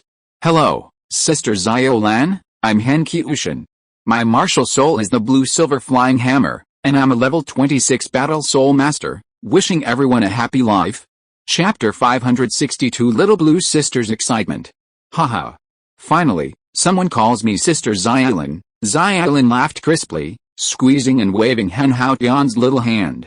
She quickly let go, looking down at Tian and patting her head. Good boy, Xiaolan, I'll protect you from now on. Her eyes crinkled into slits as she spoke. Okay, thank you, Sister Xiaolan. Tian didn't dislike being patted on the head. Although she was supposed to call Xiaolan sister, her behavior was more like that of a child. From Xiaolan's words, she also gleaned some information. Xiaolan seemed to be the youngest of all Yichu's women. Everyone else called her little sister. The reason Xiaolan was called little sister by the other women was naturally because of Yichu. After all, their relationship wasn't finalized back then, and since they followed Yichu, his little sister was naturally their little sister. While Tian's understanding differed slightly from the truth, the conclusion was correct. Yichu chuckled, swatting away Xiaolan's still wandering hand and smoothing Tian's hair. Xiaolan, why are you still cultivating? Have you had dinner yet? Yichu asked with concern. A warm feeling welled up in Tian's heart. Touching his hair, which Yichu had combed, he gently shook his head and said, No, it's a bit crowded right now. I plan to eat later. In that case, come with me. I'll take you to dinner, and then we'll go to the Soul Arena. How about that? The Soul Arena that Yichu mentioned made Tian, who had initially wanted to refuse, immediately nod. Then, okay, thank you, Senior Yichu. The Soul Arena not only provides training in combat, but besides the registration fee, winning soul battles can also earn more money. It's definitely a good place for a strong commoner soul master. Although her grandparents run a wood carving workshop, their income isn't much. Fortunately, Senior Yichu often supports them, so they live a comfortable life and don't need to bend over and carve things every day. Now that she has the ability to earn some money, she can invest more in cultivation, otherwise, she always feels guilty. Okay, let's go to the Soul Arena. Xiaolan clapped her hands happily, even jumping off Yichu's back to hug Xiaotian tightly, pressing her chest against her. Little Dawn, why don't you consider participating in a 2-on-2 soul arena with your older sister Xiaolan? I'm very strong, I can definitely protect you and help you win the match. Hey Dawn, her face flushed, was a little uncomfortable with this close contact. Hearing Xiaolan's words, she was slightly stunned, looking at Xiaolan in surprise.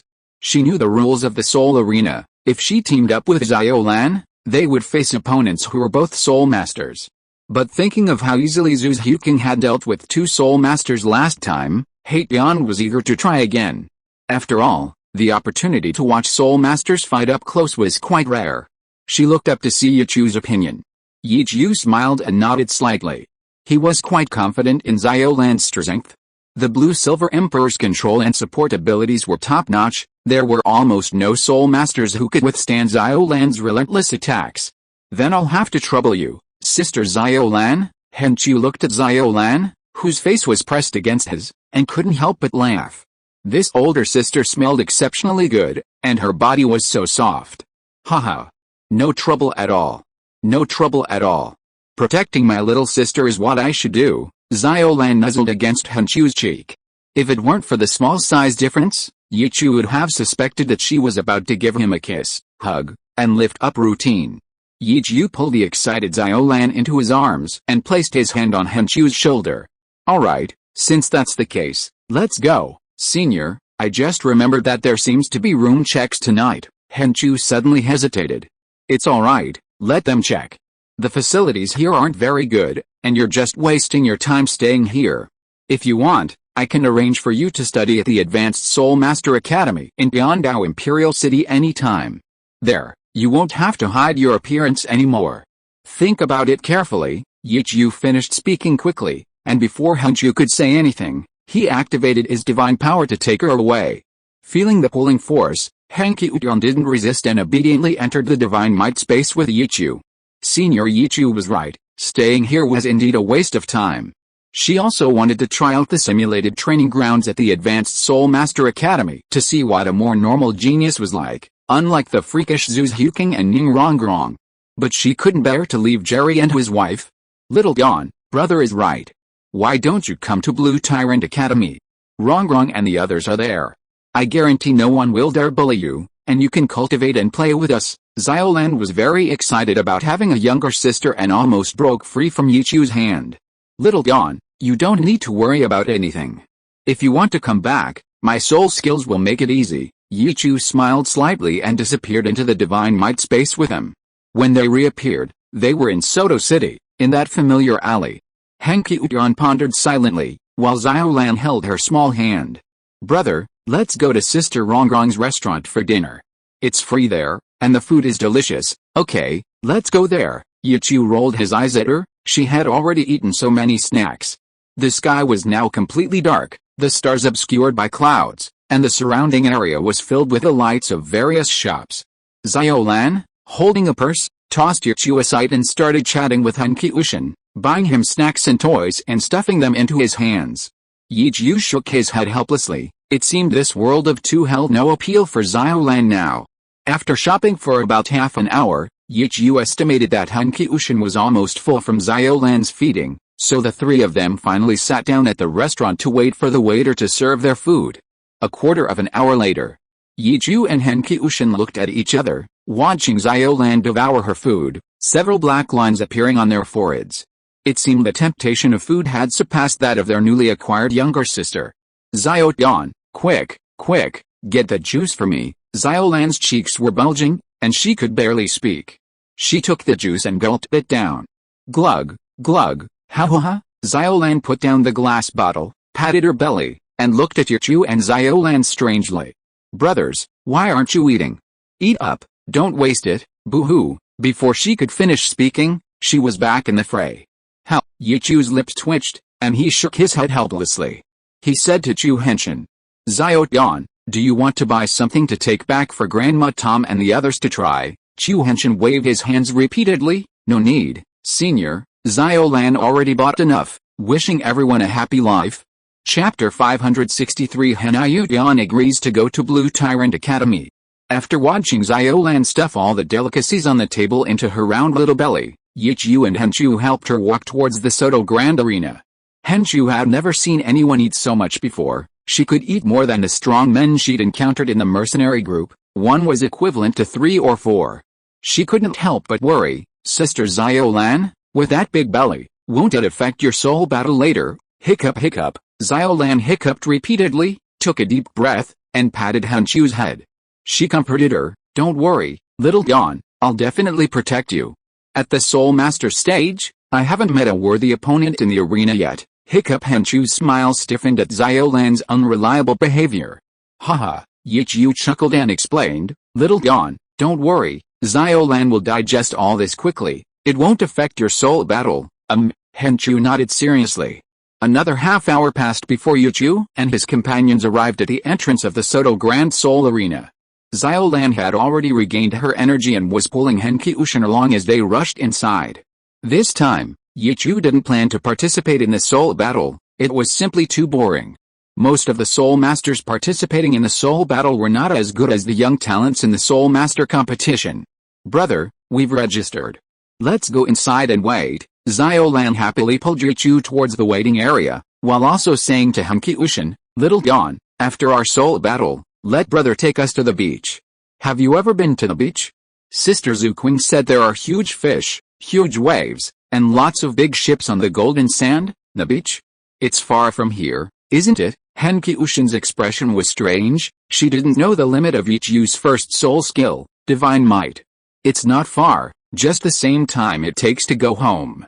Brother's soul skill is so convenient, it only takes a little time to go anywhere, Xiaolan said happily to Henki-Ushin, completely forgetting that Yichu still had to go to the blue-silver forest to cultivate. Yichu rolled his eyes but didn't correct him. After all, it was still unknown whether the blue-silver forest would be open tonight. If he had time, taking them there to see it wouldn't be a bad thing. Indeed, it won't take much time. If Xiaotian is interested, you can spend a night by the sea and watch the sunrise. For us inlanders, that's a rare sight. Henki-Ushin looked at Yichu with some surprise, nodded blankly, and had already made up her mind. She wanted to go to Blue Tyrant Academy with Xiaolan. Senior Yichu, in the future, seeing Henki-Ushin's hesitant expression, Yichu raised an eyebrow.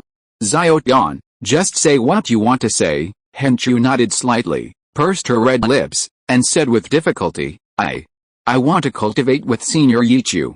I want to go to the Heavenly Dao Imperial City. I hope that Senior Yichu can often send me back to see my grandparents, that's all. Yichu raised an eyebrow and sat down in the waiting area. Little Dawn, hurry up and say it, is there anything else? Xiaolan knew that Yichu would definitely agree, and urged Henshu to make any other requests. Henshu lowered her head and fiddled with the hem of her clothes. She knew that this was obviously asking Yichu to be her babysitter. I know this request might be a bit excessive. Senior Yichu doesn't owe me anything and has no obligation to help me, but I can give you Senior Yichu a reward. I can give you the 10,000-year soul. Henshu, who was getting a little excited, suddenly exclaimed. Yichu quickly got up and covered her mouth, rolling his eyes helplessly. Lowering his voice, he said, do you know that soul bones are called treasures of the blood river? Casually revealing that you possess a soul bone can bring about a bloody disaster. Henki-Ushin, leaning on Yichu's shoulder, paused, then immediately nodded in understanding. Looking at Yichu's face so close to his, the delicate fragrance reminiscent of Xiaolan lingering in his nostrils, his face flushed crimson. Yichu gently released Henki-Ushin, his Sharingan scanning the surroundings. Better to avoid trouble, he didn't want to be watched when he left. He pulled the embarrassed Henki-Ushin and Xiaolan to sit down on the bench. Helplessly, he said, Xiaotian, why are you so scared? I didn't say I wouldn't agree. I already told you I don't lack soul bones. Besides, I just felt that your requests were exactly what I wanted to do. It was just a small favor. I was just asking if you needed anything else. I didn't mean anything else. Yes, brother is so gentle. Brother clearly said he wanted you to go to Blue Tyrant Academy to cultivate. How could I refuse? Little sister Xiao Tian, little Anne, though small, held Hikiushin in his arms, gently stroking her head and softly comforting her. Hikiushin felt uncomfortable all over, but the fragrance emanating from little Anne gradually calmed her down. Looking at Yichu, she said shyly, "Thank you, Senior Yichu." Xiao Tian understands. I have no other requests. Yichu had already taught her powerful heirlooms such as the Mysterious Heaven Skill, Ghost Shadow Mystery, and Purple Extreme Demon Eye. She dared not hope for anything more. Just as she herself said, Yichu had no obligation to be her babysitter. Alright then, just let me know if you need anything in the future.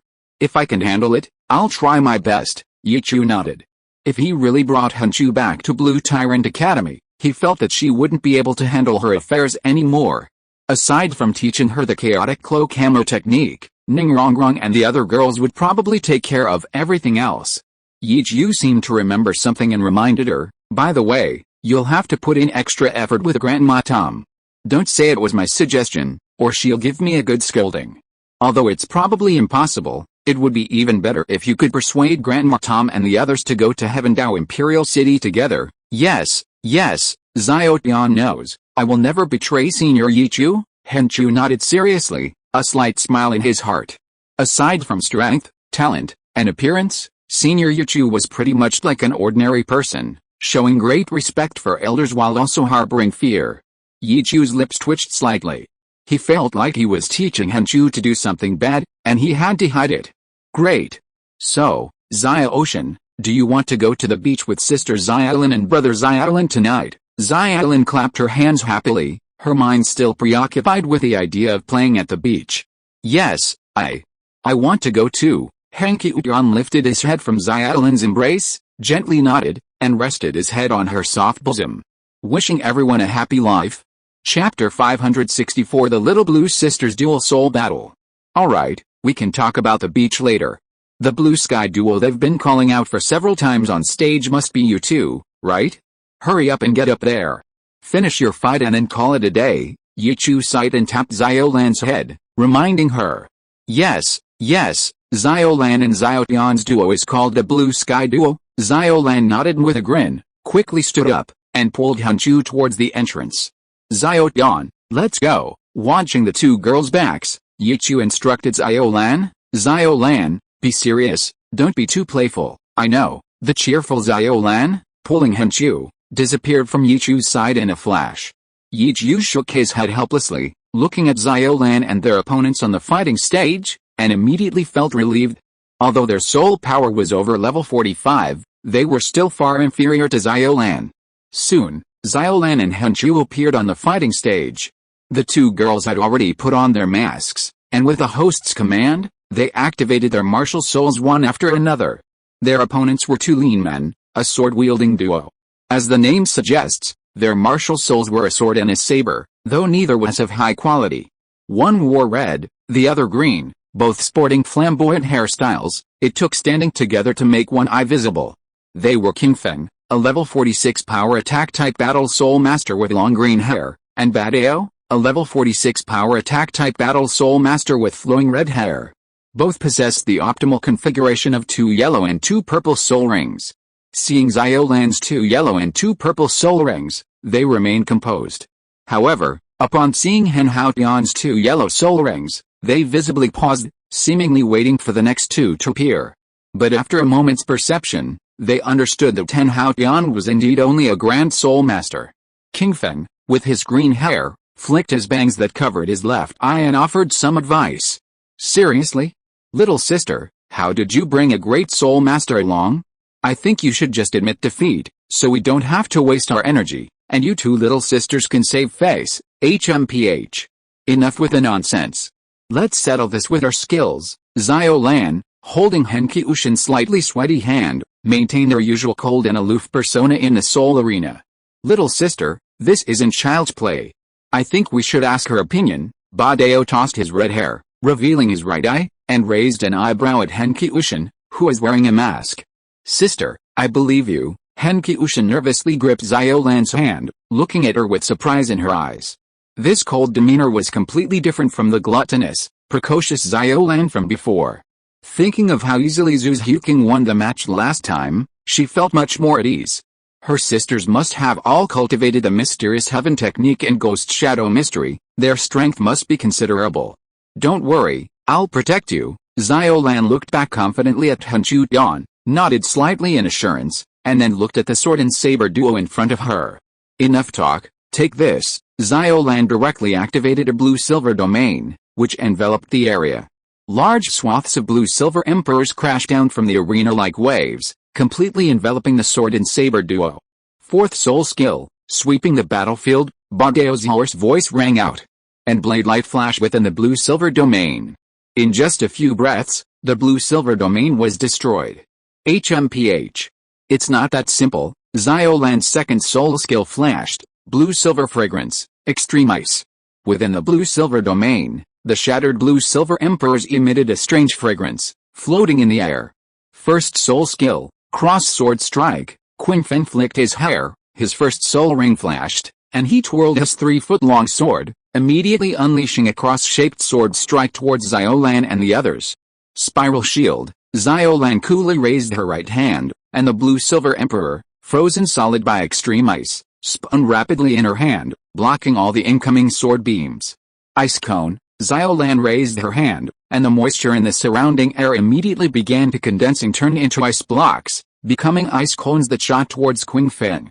Although Xiaolan didn't need to cultivate, she was always full of clever ideas and, like Yuchu, had mastered the two attributes of extreme fire and extreme ice. In regular combat training, she often caught the other girls off guard.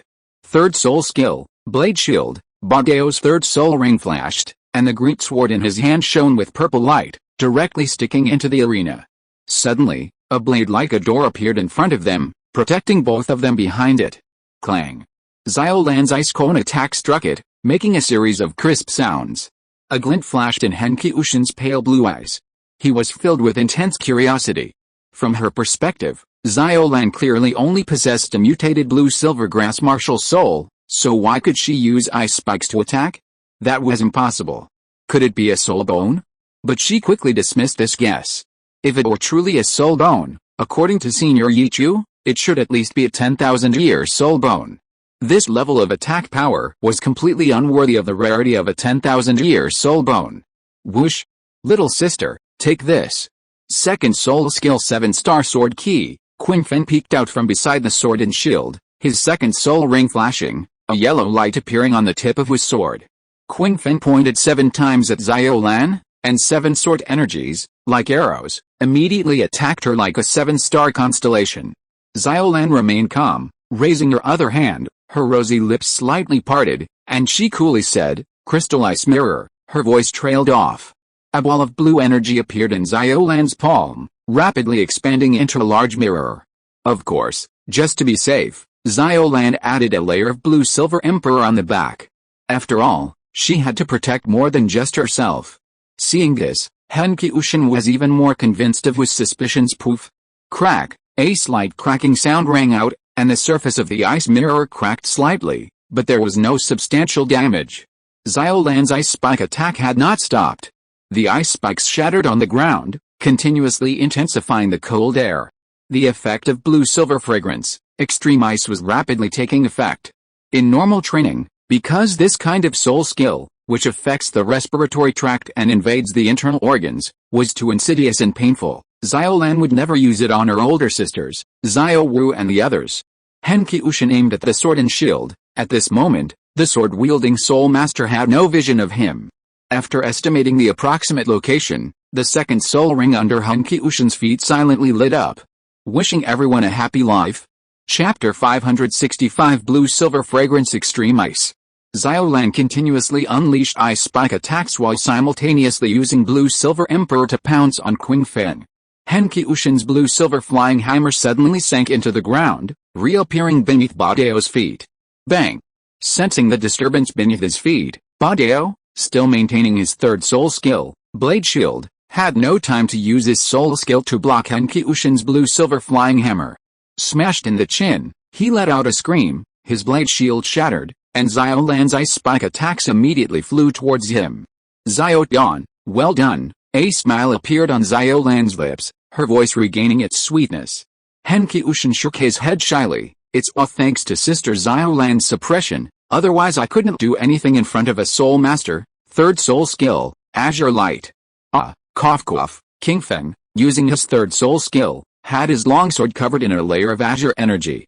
He had just blocked the ice spike attack aimed at Badeo when a heart-wrenching pain shot through his body. His lungs and respiratory tract seemed frozen solid, and white mist billowed from his mouth and nose. After a scream, he collapsed to his knees. King Feng, PFFT, how could this be? Badeo, wanting to check on his teammates, also noticed the abnormality within his body. The air containing extreme ice power attacked his lungs first. At this moment, because Badeo hadn't been running back and forth on the arena, he had inhaled much less air, but he still felt his lungs frozen, experiencing difficulty breathing, each breath accompanied by a needle-like pain. The sword and saber duo, before even using their full strength, had already knelt before Xiao Lan and the other two girls. The blood overflowing from their mouths and noses had turned into frost. Han Qiutian retrieved his blue-silver flying hammer, looking at the two in front of him with confusion. Little Blue's attack shouldn't have hit them, so what happened? I advise you to admit defeat quickly, otherwise I can't guarantee I can heal you both. Little Blue lowered her hands, took Han Qiutian's small hand, a hint of smugness flashing in her azure eyes, her words tinged with mischief. Seizing the opportunity, she immediately used Blue-Silver Emperor to bind the two together. We surrender, King Feng, realizing he was about to suffocate, immediately shouted. Very good. Little Blue nodded slightly, and only after the referee announced the result did she switch Blue-Silver Fragrance to the Extreme Fire version, then use Endless Life to completely heal the two, pulling Han Qiutian off the stage. Walking with Little Blue in the exit corridor, Han Qiutian looked at her curiously. Sister Xiaolan, what happened just now? Why were they suddenly injured? That's Sister Xiaolan's second soul skill. It's an attack that works in the air, directly erupting from within the body. Xiaolan squinted her eyes and gently rubbed Han Qiutian's head. There was no need to hide anything from Han Qiutian, after all, she was her sister. A look of amazement flashed in Han Qiutian's eyes. A soul skill that actually worked in the air was simply impossible to defend against. He nodded slightly and asked again, then, Sister Xiaolan's martial soul is clearly a mutated blue-silver grass, so why does she have soul skills like Ice Spike and Ice Shield? Mutated blue-silver grass. Xiaolan raised an eyebrow and gently poked Han Qiutian's forehead with her index finger. Sister's martial soul isn't just a simple mutation of blue-silver grass, it's Blue-Silver Emperor. As the name suggests, it's the Emperor of the Blue-Silver Grass clan. As for the Ice Cone attack, that's the ultimate ice attribute that Sister's martial soul acquired after evolution, the Emperor of the Blue-Silver Grass clan, the ultimate attribute after evolution. A look of doubt and envy flashed in Chu Henshin's eyes. Even if she didn't understand the significance of the Blue-Silver Emperor, she still knew about ultimate attributes. A martial soul with an ultimate attribute always represents immense potential and power. No wonder Sister Xiaolan dared to bring her along to participate in the 2-on-2 soul battle. She truly had that kind of strength. Haha. Little Dawn, don't worry. With your brother's help, you'll definitely become very strong too, just like the other sisters. They're also very powerful. Sister Yan Yan is about to break through to Soul King, and Sister Zhu Qing's true strength might even be stronger than your sister Xiaolan's. Xiaolan pulled Chu Henshin along, a hint of mystery and anticipation flashing in her eyes.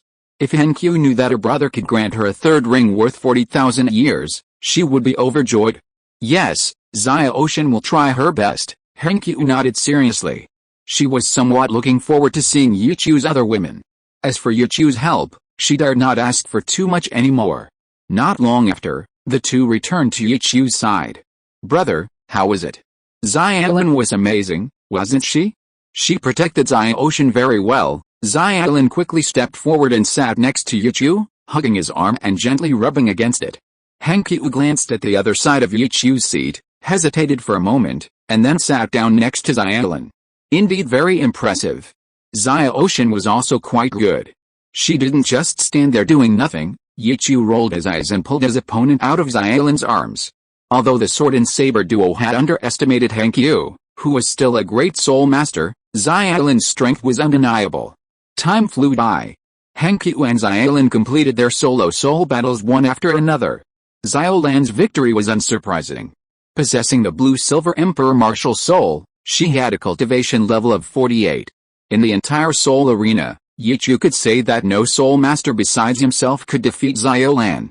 As for Henqiu, she encountered a level 27 sword martial soul grand soul master with 2 yellow soul rings. After hardening her hammer and clashing with him a few times, Henqiu suddenly softened her blue-silver flying hammer during the collision. The hammerhead struck her opponent's back, laying the foundation for her victory. Watching Henqiu return to him, Yichu gently rubbed Xiaolan's head. "Xiaolan, heal Xiaotian." Before he could finish speaking, Xiaolan had already run out, her soft, green glowing hand grasping Henqiu's small hand. "Xiaotian, how are you? Are you hurt?" Henqiu shook his head slightly. Apart from some tears in her clothes, she was basically unharmed.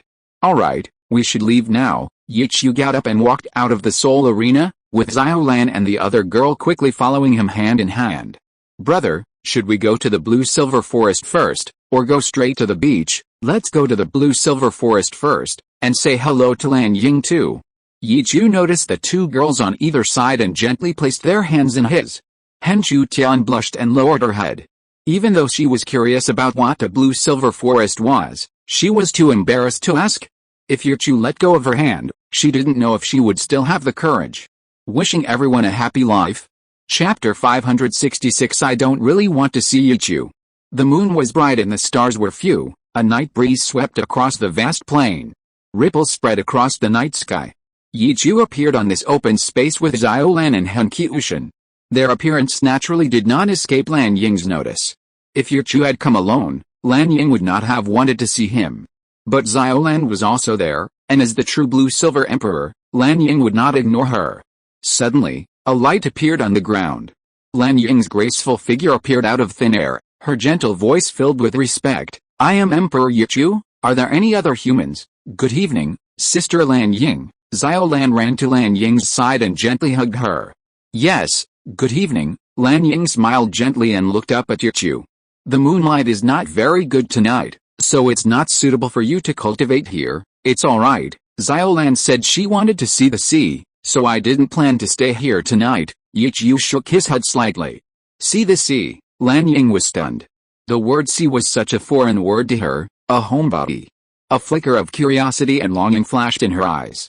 Little Blue exclaimed happily, "Yes, yes, brother is taking Little Blue and Little John to the beach." "Sister Lan Ying, do you want to come with Little Blue?" "Come with me." Lan Ying hesitated, looking at Yichu's reddened eyes, a blush immediately spreading across her face. Startled, she quickly shook her head, banishing her curiosity and longing. "No, I need to stay here to protect these people." "Alright, then Little Blue can come tomorrow, and I'll tell Sister Lan Ying about it." "Yes, thank you, my emperor." Lan Ying nodded, gently stroking Little Blue's tender cheek. Little Blue squinted her eyes, clearly enjoying it. Yichu shook his head strangely. He hadn't expected Lan Ying to be so wary of him. He hadn't intended to seduce her. Yichu lowered his gaze slightly, sensing Henqiu's unease, and gently squeezed her slightly nervous little hand. After observing her surroundings, Henqiu had already recognized where they were. The starred-out Great Forest. The largest gathering place of soul beasts on the entire continent. She had accompanied the mercenary group to the outskirts before, and only there were the towering trees that blocked out the sky in the surrounding area.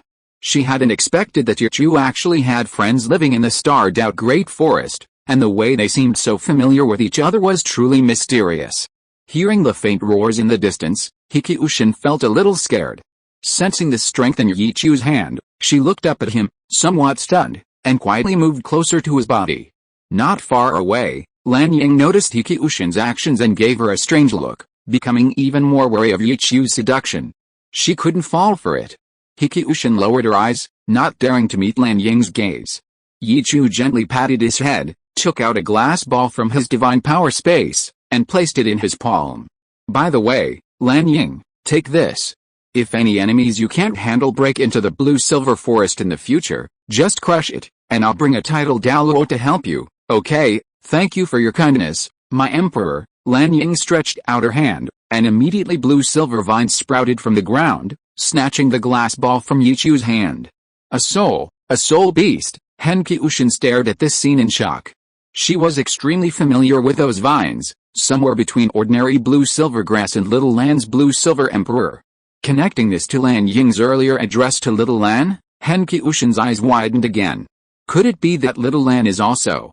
But, it called Senior Yichu my emperor? Alright, Little Lan, we should go now. Yichu gently rubbed Henki-Ushin's head, not explaining anything to her. Knowing too much was not a good thing. Okay, brother. See you tomorrow, Lan Ying. Little Lan clung to Lan Ying, gently nibbled on its face, and then ran towards Yichu. Goodbye, Your Majesty. Lan Ying's figure disappeared into the dim moonlight. Yichu, with Xiao Lan and Henki-Ushin, returned to the divine might space. When they reappeared, they were already on the beach outside Hanhai City. Splash. As soon as they stood still, the sound of waves reached their ears. Wow. Brother, is this the sea? It's so big. The water is glowing, so beautiful. Xiao Lan's bright blue eyes were fixed on the glowing mayflies and other animals that didn't yet reach the level of soul beasts. Yes, this is the sea, you can't see the end of it. Before Yichu could finish speaking, Xiao Lan couldn't help but run over, barefoot, and step into the seawater. It's so soft underfoot, even softer than Sister Rongrong's. The seawater is so cool. Xiao Yan, brother, come quick. Yichu rolled his eyes helplessly.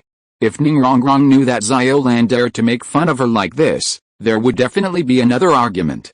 Henki stared blankly at the boundless sea before her. It was the first time she had ever seen anything like it. Xiao, don't just stand there, take off your shoes and play with Xiaolin for a while. After we watch the sunrise, I'll take you back to Nodding City. Then, you need to quickly convince Grandma Tom and the others. Here's a glass ball, once you've discussed it, crush it and I'll come pick you up to cross over to the Heavenly Dao Imperial City. Yichu held Henkiu's small hand, instructing her to place the glass ball in his hand. Okay, Xiao understands. Henkiu blushed and nodded slightly. She understood that Grandma Tom and the others would definitely agree to her going to the Heavenly Dao Imperial City, but they would never move there with her, especially since they were unfamiliar with the place and would be quite bored. Then don't just stand there, go experience something new. Staying cooped up in your room cultivating all day won't do. Yichu took off his shoes and walked towards Xiaolin. Henkiu quickly kicked off her shoes as well, her bare feet feeling uncomfortable on the soft sand. She hurried to catch up with Yichu. Xiao Yan, brother, Xiao Lan caught a lot of seashells and little crabs. Xiao Lan held out her hands, turned to look at Yichu, and exclaimed. Ah, splash. Yichu scooped up a handful of icy seawater and poured it over Xiao Lan. Ah, Xiao Lan angrily dropped the seashells, wiped the water off her face, and glared at Yichu with a wrong expression. Brother, you actually bullied Xiao Lan. Watch how fierce Xiao Lan is. Xiao Lan squatted down and immediately began to retaliate, splashing icy seawater at Yichu. Henki-Ushin looked at Yichu, who was playing like a child, and a hint of surprise appeared in his eyes. Then he couldn't help but let out a muffled groan. Ugh! Henki-Ushin felt the cold on his body, gritted his teeth, and shivered. Yichu, senior. Looking at Yichu splashing water on her, she was stunned and hid again. The icy seawater splashed on her face, but she didn't feel cold at all. Instead, she was happy and blushed. Brother, you're so mean. Xiao, let's fight him together. Ah. Brother, you're cheating. You can't use the bucket. Wow. Xiao, how come you can't splash brother? Xiaolin is going to drown? Wishing everyone a happy life. If you are listening to this novel on a channel other than Fanfic World, it means it was downloaded and re-uploaded without effort. We warmly invite you to visit our channel, Fanfic World. There you will find the original version of this story and many other novels of various genres. We look forward to seeing you dive into a world of incredible novels. Chapter 567, A Tale of Two Extremes by the Sea.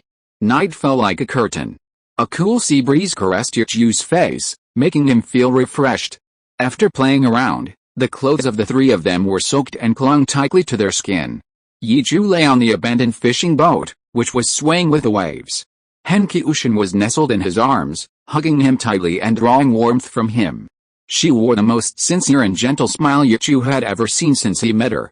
Her fair and rosy cheeks still had a touch of baby fat, and she was sleeping soundly and sweetly. Xiaolan was kneeling beside Yichu, her head drooping above his abdomen. She was bowing her head, constantly nodding, fishing, and dozing off, her mouth slightly open, drool almost uncontrollably drooling. Yichu squinted, comfortably watching the jade disk hanging in the sky. Suddenly, the warm and humid sea breeze turned icy cold, and Yichu couldn't help but shiver. It turned out that Xiaolan, who was dozing off, couldn't control the extreme ice power within her, causing the power to leak out, and the drool at the corner of her mouth was about to freeze. Yichu felt a profound closeness to Xiaolan, closer than ever before. A chill seemed to surge into his abdomen. Just as Yichu was about to wake the drowsy Xiaolan, who was shaking her head, she became even more drowsy, her head drooping weakly, about to fall onto him. Suddenly, Yichu groaned. The clothes in Xiaolan's hands were steaming, clearly indicating that the extreme fire within her had gone out of control, scorching everything around her, including Yichu. The alternation of extreme fire and extreme ice made Yichu shiver. He placed his hand on Xiaolan's head, and instantly she fell asleep, her body completely limp, collapsing onto Yichu's stomach. The interplay of fire and ice, the force of the deep throat, made Yichu's body tremble. He straightened up, letting out a soft cry of pain. He didn't notice that Hunchu, nestled in his arms, was also awakened by his slight trembling. His long eyelashes fluttered gently. Yichu glanced helplessly at Xiaolan, who was still asleep against his stomach. He raised his hand to stroke her azure hair and gently shook her head. Suddenly, he stopped, frowning as if he were in the eye of a storm, with a faint suction force coming from all directions. Beside him, Henchu Tian slightly opened her eyes. Seeing the deep friendship between Sister Xiaolan and Senior Yichu, she was deeply moved, a slight smile playing on her lips. Suddenly, she noticed Sister Xiaolan's head swaying, the heat within slightly revealed. Henchu Tian's face flushed crimson in an instant, almost unable to hide it. She quickly closed her eyes again, afraid to move. She had never imagined that the noble Sister Xiaolan would be willing to be on this fishing boat with Senior Yichu, just for a hot meal. However, thinking of Senior Yichu's equally noble nature, she felt relieved. Yichu felt the storm subside, the eye of the storm recede, and the suction force of the wind disappear. Only then did he feel relieved. He turned to look at Henyu Yan, who was burying his head in his arms, gently nudged Xiaolan, and held her soft hair. His voice was slightly hoarse. "All right, should you get up now?" Ugh smack. After a long silence, Xiaolan let out a soft whimper, as if she was dreaming of something delicious, and smacked her lips. Realizing that she had actually drooled quite a bit while dozing off, she couldn't help but look up at Yichu shyly. Then she immediately lowered her head, her red lips parted slightly, and with a few swallows, she wiped away the drool that had flowed out while dozing off before looking up at Yichu. "Brother, why did you wake me up?" Xiaolan was eating something good just now. Xiaolan pursed her red lips and pouted, clearly unhappy that Yichu had disturbed her sweet dream and prevented her from enjoying her food. "What were you dreaming about eating?" Yichu rolled his eyes. Warm milk." Xiaolan pondered for a moment, then remembered and blinked happily. Yichu ruffled Xiaolan's hair, immediately retrieved the finest secret recipe milk from his divine space, heated it in her body, inserted a straw, and handed it to her. "Here." Thank you, brother." Xiaolan happily took it, held it in her hand, slightly opened her mouth, bit the straw, and began to suck. Yichu watched her puff out her cheeks as she drank heartily, and couldn't help but helplessly poke her smooth forehead. "Drink slowly, no one's going to take it from you now." Xiaolan gave a soft hum and nodded, but didn't listen at all, still gulping down her drink. She quickly finished it, casually tossed aside the packaging, and carefully put away the recyclable straw. Glug. After swallowing the last drop, Xiaolan blushed, found a comfortable position, helped Yichu straighten his clothes, and lay down in his arms. "Why didn't you cooperate with Xiaolan earlier, brother?" "You had to take the initiative," Xiaolan pouted, hugging Yichu's neck. Her face was shy and reproachful. Her skin, as tender and hot as a peeled lychee, gently brushed against Yichu's face. "Who knew you'd want to doze off? Xiaotian's still here. Why did you fall so hard on purpose? Weren't you afraid of waking Xiaotian or hurting yourself?" Yichu explained helplessly. After their water fight at the beach, the two girls ended up in his arms. With Hentian here, holding him, he simply couldn't resist. Yichu wrapped his arms around her waist, inhaling the sweet scent of the girl. He reached out and wiped the glistening liquid from the corner of her mouth, pinching her cheek and leaving a red mark. HMPH. Anyway, Xiao Tian hasn't woken up, and Xiaolan will heal herself. Xiaolan snorted softly. She had already planned to practice her ice and fire dual heaven technique again when her sister Erlong provoked her. Now she had achieved her goal, although her body, soaked in seawater, began to smell slightly salty. Alright, get some rest. We'll get up early tomorrow to watch the sunrise, Yichu chuckled, pulling the slightly trembling Hen Haotian into his arms, holding Xiaolan lying on top of him, and slowly closing his eyes. Okay, Xiaolan squinted, turned to her side, lowered her head to Yichu's neck, and gently bit it. Feeling the wetness on his neck, Yichu let it go. It was just a good night kiss. Hen Haotian leaned against Yichu's side, not daring to move too much, but noticing Yichu's movements, he couldn't help but cooperate, moving closer to him and gently sniffing. Even after Xiaolan's intervention, he still had a faint fragrance, very pleasant. Early the next morning, Yichu took Xiaolan and Hen Haotian to the mast. Looking at the sea, a new sun was slowly rising, painting the horizon like a golden sword. Little Tian, the sunrise is so beautiful. Xiaolan even spread her wings, wanting to fly towards the huge sun. Hen Haotian, holding Yichu's hand, kept picturing Yichu being eaten by Sister Xiaolan, but the scene before her was so real and beautiful that it shocked and moved her. Wishing everyone a happy life. Chapter 568. With him, it's even warmer and more beautiful. Little Blue, don't fly too far. We won't be able to see the sunrise for long. We still need to take Xiao Tian back, and then he needs to go back to Blue Tyrant Academy to cultivate, Yichu said helplessly to the departing Little Blue. I know, brother. Little Blue fluttered up and down in the light like a blue gold butterfly, letting out a silvery laugh. Haha, brother, bring Xiao Tian over quickly. The sea is so beautiful, golden and sparkling. How? Yichu chuckled, turning to look at Henshu beside him, whose eyes were filled with infatuation, and asked, Xiao Tian, do you want to go and see it? Henshu was stunned, looking at Little Blue with some envy, and said dejectedly, but I can't fly, so you want to go? Yichu smiled and raised an eyebrow, ruffling Henshu's head. As for whether you can fly or not, didn't you hear what Little Blue said? I'll take you there, what do you think? Henshu's face turned red, biting his red lips, gently opening his arms and nodding slightly. Then I'll trouble you, Senior Yichu? Alright, Yichu nodded, and immediately, blue-silver holy wings unfurled behind him. Henki-Ushin was stunned. These wings were exactly the same as Little Blue's, but shouldn't this be Little Blue's soul skill? Before Henki-Ushin could think any further, Yichu had already stretched out his arms and embraced Henki-Ushin's waist, holding her tightly in his arms. Henki-Ushin also suddenly came to her senses. Feeling Yichu's body pressed tightly against her, surrounded by Yichu's aura, she felt a little dizzy. Don't be afraid. We're taking off, Yichu gently reminded her, then flapped his wings, carrying Henki-Ushin towards Little Blue, towards the rising sun. Henki-Ushin tightly gripped Yichu's arms, looking at the golden sea below, looking at the brightening sky, her eyes filled with joy. Brother! Look, Little Blue can fish too. Little Blue waved happily at Yichu. She produced several blue-silver emperor fish, weaving them into a fishing net in the air before lowering it into the sea. Haha, Little Blue wants to personally catch fish for Sisters Huking and the others to try. Be careful, there are some soul beasts in that spot, Yichu reminded her with a smile. Looking at his impetuous younger sister, he was finding it difficult to handle. Henshu felt the warmth of her breath on his ear, turned to look at Yichu, and remained lost in thought for a long time. He gently hugged her arms, which were wrapped around his waist. A faint smile appeared on his lips. It seemed that Yichu's presence made the sunrise even more beautiful and warm. Little Tian. When Little Blue hauls in the net, you should take a couple of sea fish back with you. Fresh fish from the inland are very precious. Yichu turned back to Henshu and said, their breaths mingling, so close they could touch. Henshu immediately panicked, hurriedly turning back and stammering a nod. I understand, thank you, Senior Yichu. Yichu nodded calmly. He could naturally sense Henshu's thoughts.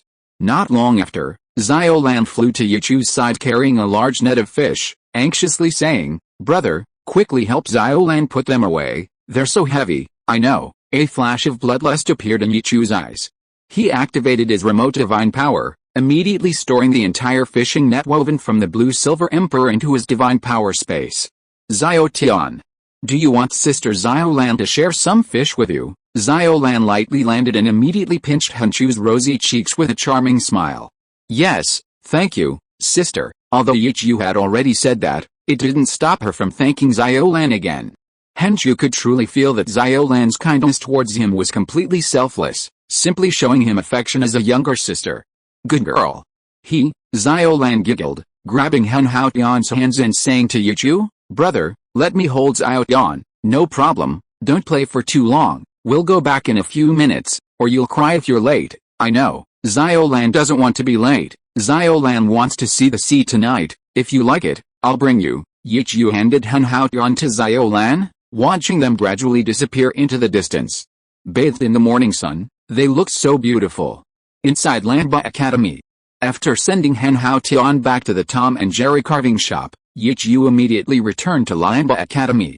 As soon as he appeared, he brought back the salty, fishy smell from the sea. Husband, where's Xiao Lan? Zhu Huqing keenly noticed that Yi Chu's scent came from the sea and had a fishy smell. Little Lan stayed with Xiao Tian. He told me to pick her up after breakfast and when I start my training and practice. Yi Chu chuckled, looking at Bai Chengxiang, who was restless yet somewhat reserved beside him, and gently took her soft hand in his. Xiangxiang, why are you so careful even when you're just hugging her? I'm afraid little Lan will have a problem with that. Bai Chengxiang nestled in Yi Chu's arms, gently hugging him and feeling his warmth. Little Lan wouldn't be so petty. Jiang Zhu chuckled, knowing that Bai Chengxiang often rested with little Lan in her arms, afraid of losing her pillow. Yes, that girl is very considerate. Yi Chu gently pinched Bai Chengxiang's pert bottom. He could assure her, he wasn't just making things up because of last night's dual-level ice and fire genius. After all, little Lan had personally caught fish for Bai Chengxiang and the others to eat. Bai Chengxiang didn't say much. She had always been cautious and didn't compete with others. Yi Chu understood this well. Even though he didn't distinguish between big and small, wherever there are people, there will be a world of intrigue. 3 women make a drama. And Yi Chu certainly had quite a few women in his harem. He gently kissed Bai Chengxiang's pretty face, offering a small token of comfort. He looked up at Liu Erlong and said, by the way, Erlong, that little girl with innate full soul power I told you about before, she should be reporting to Lanba Academy in the next few days. Could you arrange a dormitory for her, preferably a single room? That little girl is coming to Lanba Academy. Xiao Wu looked at Yi Chu in surprise and walked towards him. Zhu Huqing and Ning Rongrong were equally surprised. I know, husband. I'll arrange it when the sisters are preparing breakfast. Liu Erlong nodded slightly. She was very aware of the rarity of innate full soul power. Yan Yan, what are you doing? Xiao Wu pouted, looking at Du Yan who had blocked her way and pushed Yi Lingling into Yi Chu's arms. Haha, Lingling's shy, I'll help her out. Xiao, you should help her too. Du Yan took Xiao's arm and said apologetically. Next time it's my turn, I can lend you my husband for a while, HMPH. Well, you'd better remember that. Xiao's eyes brightened slightly as she looked at Yi Lingling kissing Yi Chu, and said nothing more. Wishing everyone a happy life. Chapter 569. As long as you have a clear conscience, that's enough. After a brief, gentle kiss with Yi Lingling, Yi Chu activated his Sharingan and released the net of fish. This is some sea fish that little girl caught herself when I took Xiao Lan to the beach. She asked me to bring it back for you. Zhu Qing, put them in the kitchen first, then we'll start cultivating. Zhu Qing nodded slightly. Understood, husband. Yi Chu, holding Yi Lingling and Bai Chengxiang, quickly leaped onto the roof. The other women followed. They all faced the eastern horizon, their eyes shimmering with a purple mist. They had finished cultivating their purple demon eyes. Liu Erlong then headed towards the academy to arrange what Yi Chu had mentioned earlier, preparing a dormitory for the girl named Han Qiushan. Lingling, you don't actually need to wear a veil at home. Yi Chu looked at Yi Lingling, gently removing the black veil and pinching her soft cheek. I think I'd better keep it on. Yi Lingling lowered her head, her face flushed. The reason she always wore a veil was partly due to the constant teasing from Xiao Wu and Ning Rongrong. She didn't want to be teased by the girls just because she blushed. Yi Chu Bai Chengxiang looked at Yi Chu, who had covered her face with a veil, and gave him a resentful glare. She lifted the veil and handed it back to Yi Lingling. You should let Lingling wear it, otherwise she'll be even more embarrassed to speak. Alright, but since we're sitting together now, there's no need for her to wear it, right? Yichu chuckled and gently kissed Lingling's cheek. Yeah, with you here, I'll take it off. Lingling felt Yichu's heartfelt sincerity, her face turning red, and she gritted her teeth in agreement. That's good. Yichu smiled and withdrew his hand, then looked at Bai Chengxiang, who was tugging at her. Yichu? Bai Chengxiang stammered, turning her head to look at Xiao Wu around her, who was busy processing the sea fish. She immediately pouted and pressed her lips to Yichu's. She gently explored her wet, slippery skin. She nestled softly in Yichu's arms, her delicate hand gently stroking her lover's chest. Even their breaths became sweet. Her true love. Husband, Erlong has arranged everything. Liu Erlong's soft, seductive voice sounded behind Yichu, her two soft arms already wrapped around his shoulders. Erlong, Sister Erlong, Bai Chengxiang, her throat bobbing, immediately withdrew her wet, slippery skin, breaking free from Yichu's feeding, both their cheeks returning to calm. Yichu also looked up, seeing Liu Erlong's fiery red lips approaching. He gently turned his face away. Husband, Liu Erlong looked at him, puzzled. Yichu shrugged, releasing Lingling and Bai Chengxiang. He grabbed Liu Erlong's soft hand, leaning against her surgeon breasts. Erlong, I should go pick up Xiaolin. I still need to cultivate after breakfast. With that, he lightly touched Liu Erlong's lips and gently stroked her soft, beautiful legs. Liu Erlong rolled her eyes at Yichu. Why was he teasing her when he wasn't even going to do anything with her? Then husband should hurry up. We need to start a fire soon. There are so many sea fish, without Xiaolin, that glutton, we can't handle them. Okay, I'll be right there, Yichu chuckled, told Lingling and Bai Chengxiang, then activated his divine power and disappeared from the three women's sight.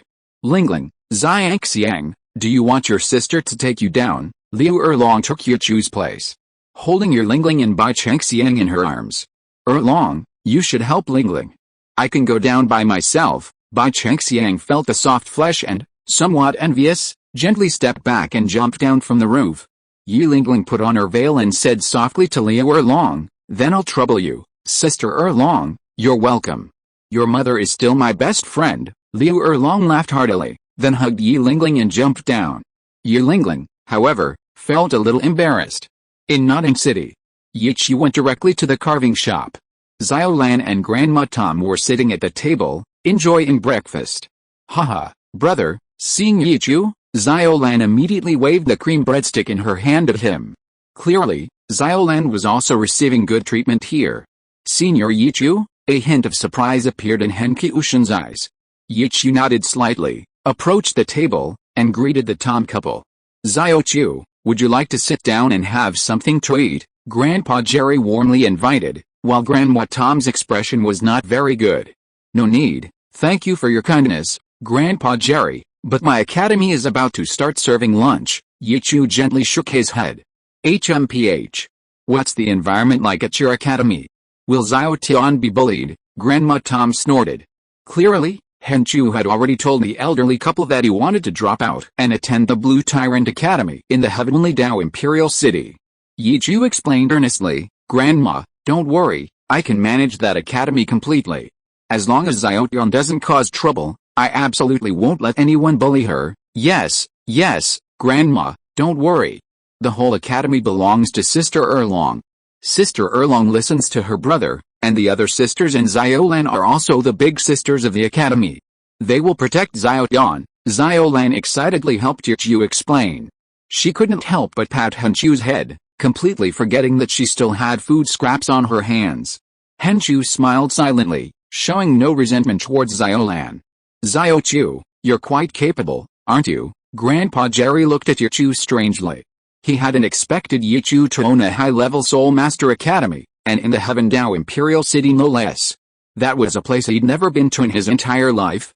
But Yichu's wealth, it sounded like it all came from women. Grandpa Jerry, you're joking. Without your help, Yichu wouldn't have had such a smooth journey. If you two have time, I can take you to the Heaven Dao Imperial City for a few days. Yichu shook his head. He knew his own abilities, he was certainly good at seducing women. Aside from the Soul Hall, he didn't seem to have any other businesses. and even the Soul Hall seemed to be just a figurehead. Alright, we haven't been of much help at all. You're mostly successful on your own.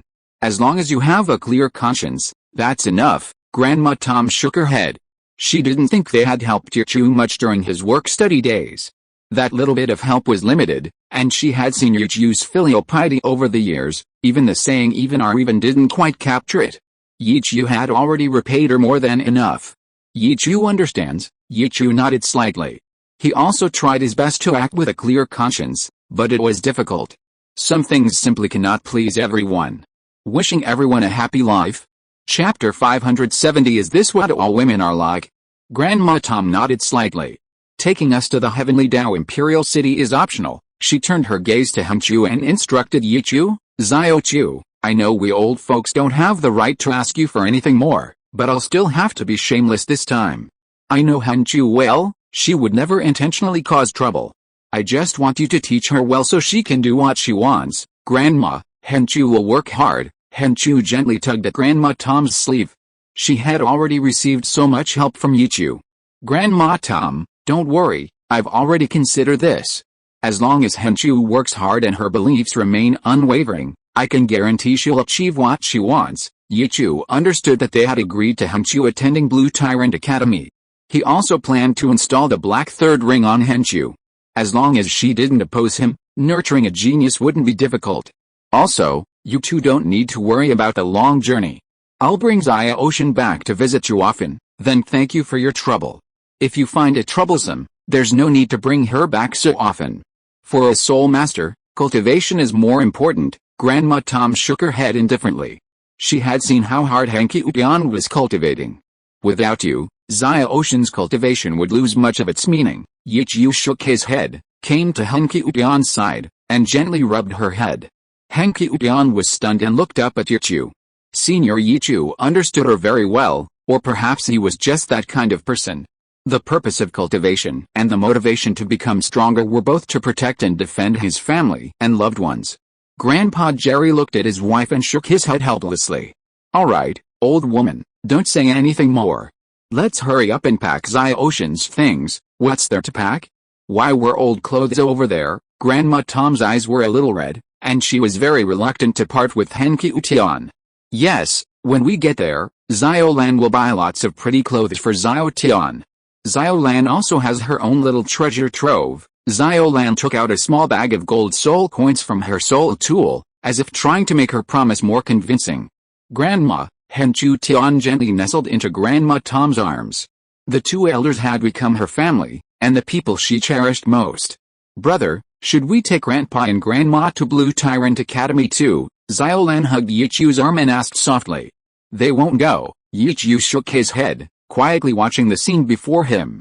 Woof, woof. Not long after, with spikes barking, Hengqiu, Xiaolan, and Yichu disappeared from the carving shop. Grandma Tom looked at the now deserted shop and sat down at the table somewhat dejectedly. Old woman, don't look like that. Haven't you already figured it out yourself? We shouldn't stop Xia Ocean from doing what she wants. Even if she's content with an ordinary life, she's not living a stable life. Carrying burdens will make her tired. Grandpa Jerry gently patted his wife's back, holding two glass marbles in his hands. When he really missed her, he would just crush Yichu and Yichu would send Hengqiu back to visit them. You have the nerve to say that to me? Wipe your tears off your old face first. They're about to drip onto me. You're really pathetic. You cry faster than this old woman. Grandma Tom pushed her husband away with disgust. I'm just suddenly feeling a little out of sorts. The carving shop, which had been accustomed to loneliness, suddenly became somewhat vibrant. And now, that vitality, from having it to losing it, naturally made people feel sad. In the divine might space, Yichu looked at Hengqiu, whose eyes were a little red. Xiaolan was gently holding her head, resting it on her shoulder, softly comforting her. It'll be over soon, Yichu gently reminded her. Hengqiu immediately wiped away the tears on his face. Seeing this, Yichu no longer hesitated and immediately activated his divine power, causing the three figures to gradually distort. At Lanba Academy, in the courtyard where Liu Erlong was, the seafood feast had been prepared by the women. Xiao Wu was gently licking the hot soup from the edge of her bowl. Ningrongrong and Du Yuyan were distributing fish soup to the bowls on the table. Bai Chengxiang propped her head up. Yichi went to pick up little Lan. Why hasn't he returned yet? Didn't my husband say a little girl was coming? Maybe that's why he's been delayed a bit. Liu Erlong gently stirred Yichiu's fish soup, blowing on it to cool it down. Should we add another set of chopsticks in a bowl? Yi Lingling looked at the bowls around her and asked Liu Erlong.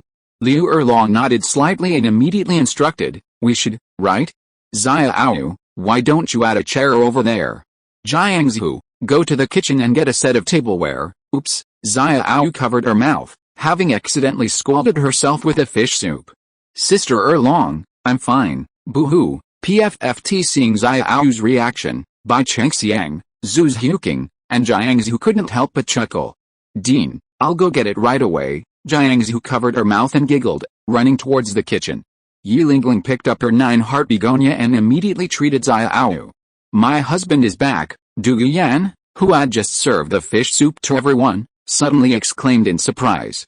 On the open space beside them, space seemed to distort, and a transparent vortex appeared. In the blink of an eye, 3 figures appeared. Xiao's round, large, crimson eyes looked at the little girl next to Xiaolin and called out happily. Ninrongrong and Zhu Zhuking greeted Hendian in a friendly manner. Yi Lingling, Du Yan, and the other girls all looked at her curiously. Henqiushan was immediately bewildered. Looking at the beautiful girls before her, besides Xiao Wu, Rongrong, and Zhu Qing, whom she had met before, there were actually several older sisters. The one in black, with long, flowing black hair, exuded mature charm, looking at her with gentle curiosity, and had an exceptionally hot figure. Then there was the sister with purple-green hair, who seemed somewhat bewitching. And 3 sisters with black veils, purple pigtails, and pink hair. Were these all of Yichiu's women? They were all so beautiful. Henqiushan looked at her own coarse linen clothes and suddenly felt a little inferior. She should have changed into new clothes. Seeing the little girl trying to hide behind Yichiu, noticing Yichiu's expression, Xiaolan immediately swallowed the bread in her mouth. Little Dawn, don't be afraid. Erlong and the others are all very kind and take good care of Xiaolan. We'll definitely take good care of you in the future too, wishing everyone a happy life. Chapter 571 Liu Erlong's personal secret. Hen Haotian, who wanted to hide behind Yichiu, was pulled back by Xiaolan. Yichiu gently rubbed her head. Ninrongrong couldn't help but laugh and said, little girl, don't you like introducing yourself?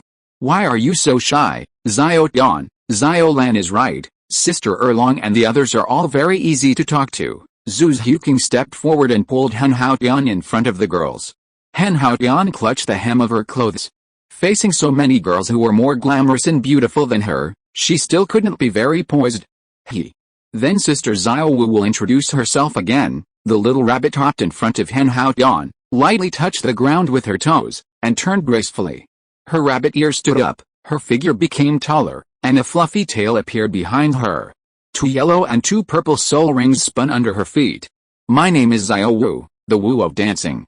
My martial soul is the soft-bone charming rabbit, a level 48 power attack type battle soul master. Looking at Xiao Wu, who stretched out her little hand in front of her, Hen Haotian was slightly stunned. She noticed Yichiu's hand on her shoulder, lowered her eyes, and bit her lip. While holding Xiao Wu's soft hand, she raised her other hand, summoning her martial soul. Black and blue light flashed in her palm. A blue-silver flying hammer, like a meteor hammer, appeared in her hand. 2 yellow soul rings slowly rotated beneath her feet. She looked up at Liu Erlong and the other girls. Hello, sisters, I am Henqiushan. My martial soul is the blue-silver flying hammer, a level 26 power attack type battle soul master. Hello, my name is Bai Chengxiang. My martial soul is the golden swift, a level 47 agility attack type battle soul master. Bai Chengxiang stood on tiptoe, spun around, and a pair of golden wings unfolded behind her. 4 disguised yellow and purple soul rings adorned her feet. Clearly, the girls knew of Henqiushan from Xiao Wu and the others. This was her way of introducing herself. Little Dawn, you can call me Sister Xiangxiang from now on. After Bai Chengxiang, Du Yan also stood up, her green eyes transforming into vertical pupils, and her lower body becoming a snake's tail. 4 standard issue spirit rings were attached to the snake's tail. Twisting its waist, it swiftly left after images and pressed itself against Yichiu. It said in a soft, seductive voice, Hello, little sister. My name is Du Yan. I'm 20 years old, my spirit is the Azure Phosphorus Serpent Emperor, and I'm a level 49 controlled type battle spirit master. Ningrongrong pouted and complained, you stinky woman, all you do is take advantage of Yichu? He's my husband, isn't it natural for me to be intimate with him? Du Yan flicked her scarlet forked tongue towards Yichu's face. Yichu helplessly pinched Ningrongrong's nose to quiet her down. Yilingling stood up and looked at Henkiushin. Her face was veiled, obscuring her expression and features, but her calm voice rang out. Yilingling, 19 years old, martial soul 9-hearted begonia, level 45 support type battle soul master. Yilingling's voice was as gentle as possible. She held the 9-hearted begonia, which shimmered with a misty aura, in her hands. A warm light shone from beneath her feet, shining towards Hen Hao Tian. Hen Hao Tian, his eyes wide, suddenly felt a warm sensation all over his body. His gaze was drawn to the voluptuous Liu Erlong. His eyes were filled with deep shock. A dragon's roar rang out, and a huge crimson dragon disappeared into Liu Erlong's body. Red dragon scales slowly grew on the exposed skin of her voluptuous body. Beneath her feet were 8 soul rings, 2 yellow, 2 purple, and 4 black. This was the most powerful soul master Hen Hao Tian had ever seen in this outside world. My name is Liu Erlong. I am the dean of this academy and my husband's woman. My martial soul is a fire dragon, level 86 power attack type battle soul master. Liu Erlong's identity and cultivation level left Hen Hao Tian standing there dumbfounded. Feeling the scorching air around him, Hen Tian snapped out of his daze. He bowed slightly to Liu Erlong, saying, Hen Tian greets Dean's sister. No need to be so polite, you can just call me Sister Erlong. Liu Erlong gently waved her hand, dispelling her martial spirit possession. But Hen Tian clearly noticed something missing in Liu Erlong's self-introduction. Sister Erlong, have you forgotten your age? Before Hen Tian could finish her question, Liu Erlong glared at him. Ah, Hen Tian exclaimed in surprise and immediately backed away. That's my personal secret, Liu Erlong snorted lightly. She didn't want to reveal her age in front of these young girls. She hadn't expected this girl to be so inconsiderate. PFFT, ha ha ha, Ningrongrong and the other girls suppressed their laughter, but there were always some conspicuous ones, like Xiaolan, who laughed rather loudly. Liu Erlong's face darkened as she stared at Xiaolan with a sinister look. If it weren't for Yichu's presence, she would have given Ningrongrong and the other girls a perm. Xiaolan, sensing the mother tyrant's imposing aura, immediately stopped laughing and quickly covered her mouth, stuffing bread into her mouth even as she couldn't hold it in any longer. Seeing Xiaolan's comical appearance, Ningrongrong and the others couldn't help but burst into laughter. PFFT, ha ha ha, even Yichu couldn't help but chuckle.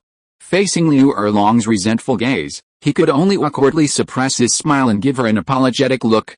Hen Tian also realized he had caused trouble, and immediately lowered his head, carefully saying, Dean, I didn't mean to. Alright, I don't really care about this stuff, as long as my husband doesn't dislike me. Liu Erlong waved her hand, looking at her little husband with a hint of grievance and resentment.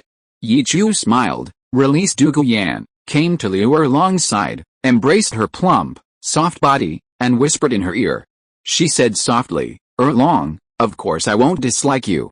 Isn't my love for you enough? Kiss. Liu Erlong's face lit up with a radiant glow, her eyes filled with satisfaction. Hen Tian stared blankly at this scene, feeling as if Yichu was about to fall into that soft, alluring body. This couple's pairing left her speechless. Jiangsu put down her cutlery and wiped the smile from her face. A healing scepter appeared in her hand. 4 soul rings, 2 yellow and 2 purple, surrounded her feet. Hello, my name is Jiangsu, I'm 21 years old, my martial soul is the healing scepter, and I'm a level 45 support type battle soul master. Hello, Sister Jiangsu. Hen Tian bowed slightly, feeling somewhat numb after being shocked multiple times. She breathed a sigh of relief, at least not all older sisters were as unattainable as her. Alright, Xia Ocean. You probably didn't eat enough. Jiangsu just prepared some tableware for you, let's eat here together. Later, I'll have Erlong take you to your dorm, and then we'll go out to buy some daily necessities. Yichu took Hen Hao Tian's hand and led her to Xia Wu's seat, pressing her shoulder to help her sit down.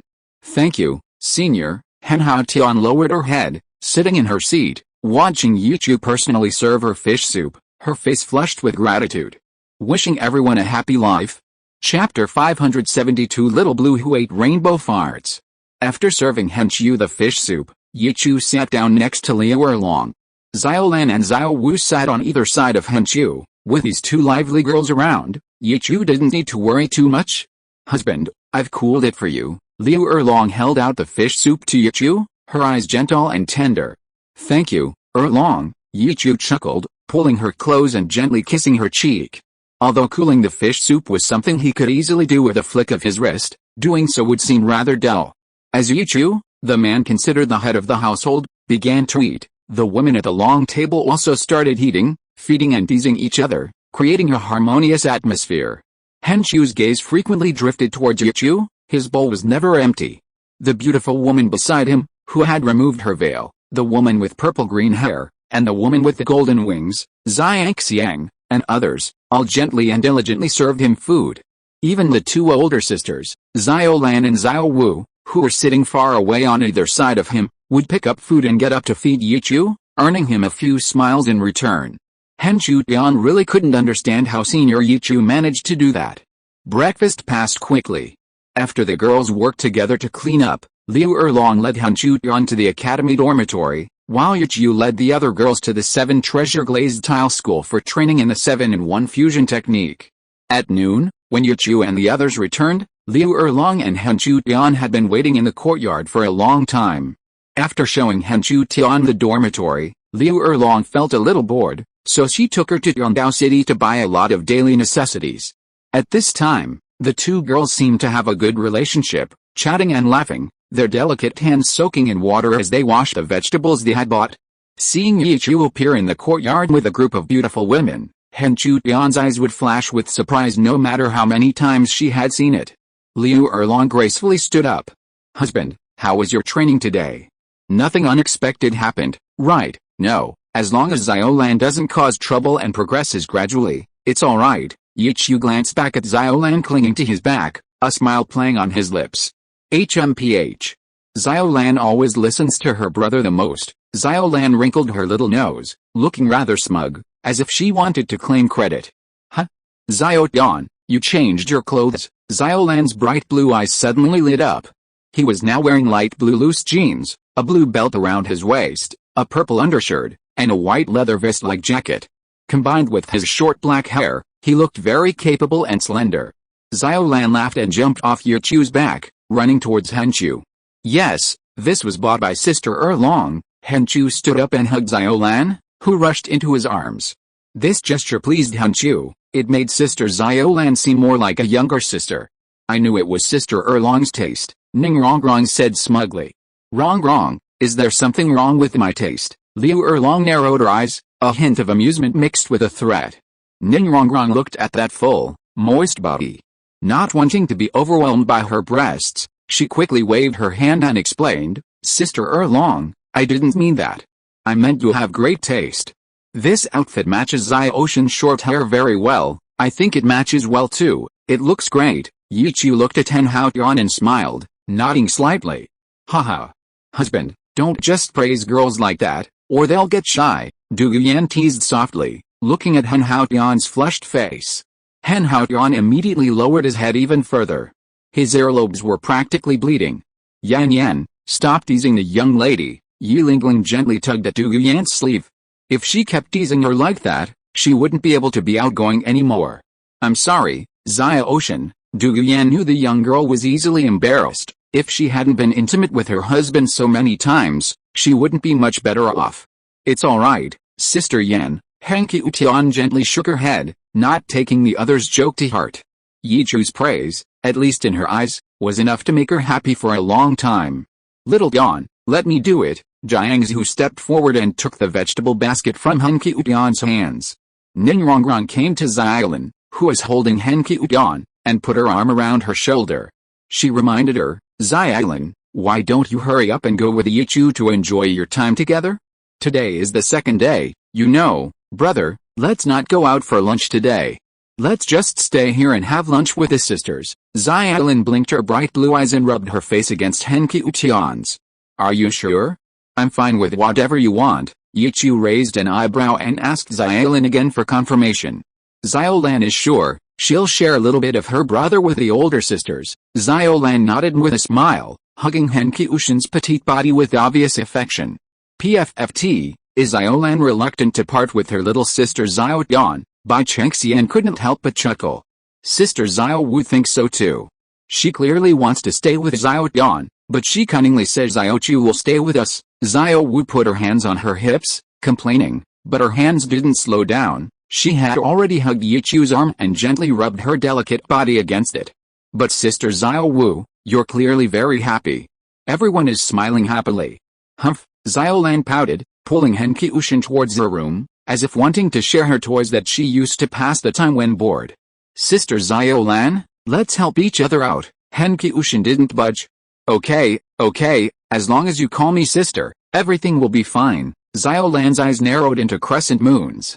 Han Qiushen's repeated calls of sister were like rainbow flattery, making her feel very sweet and comfortable.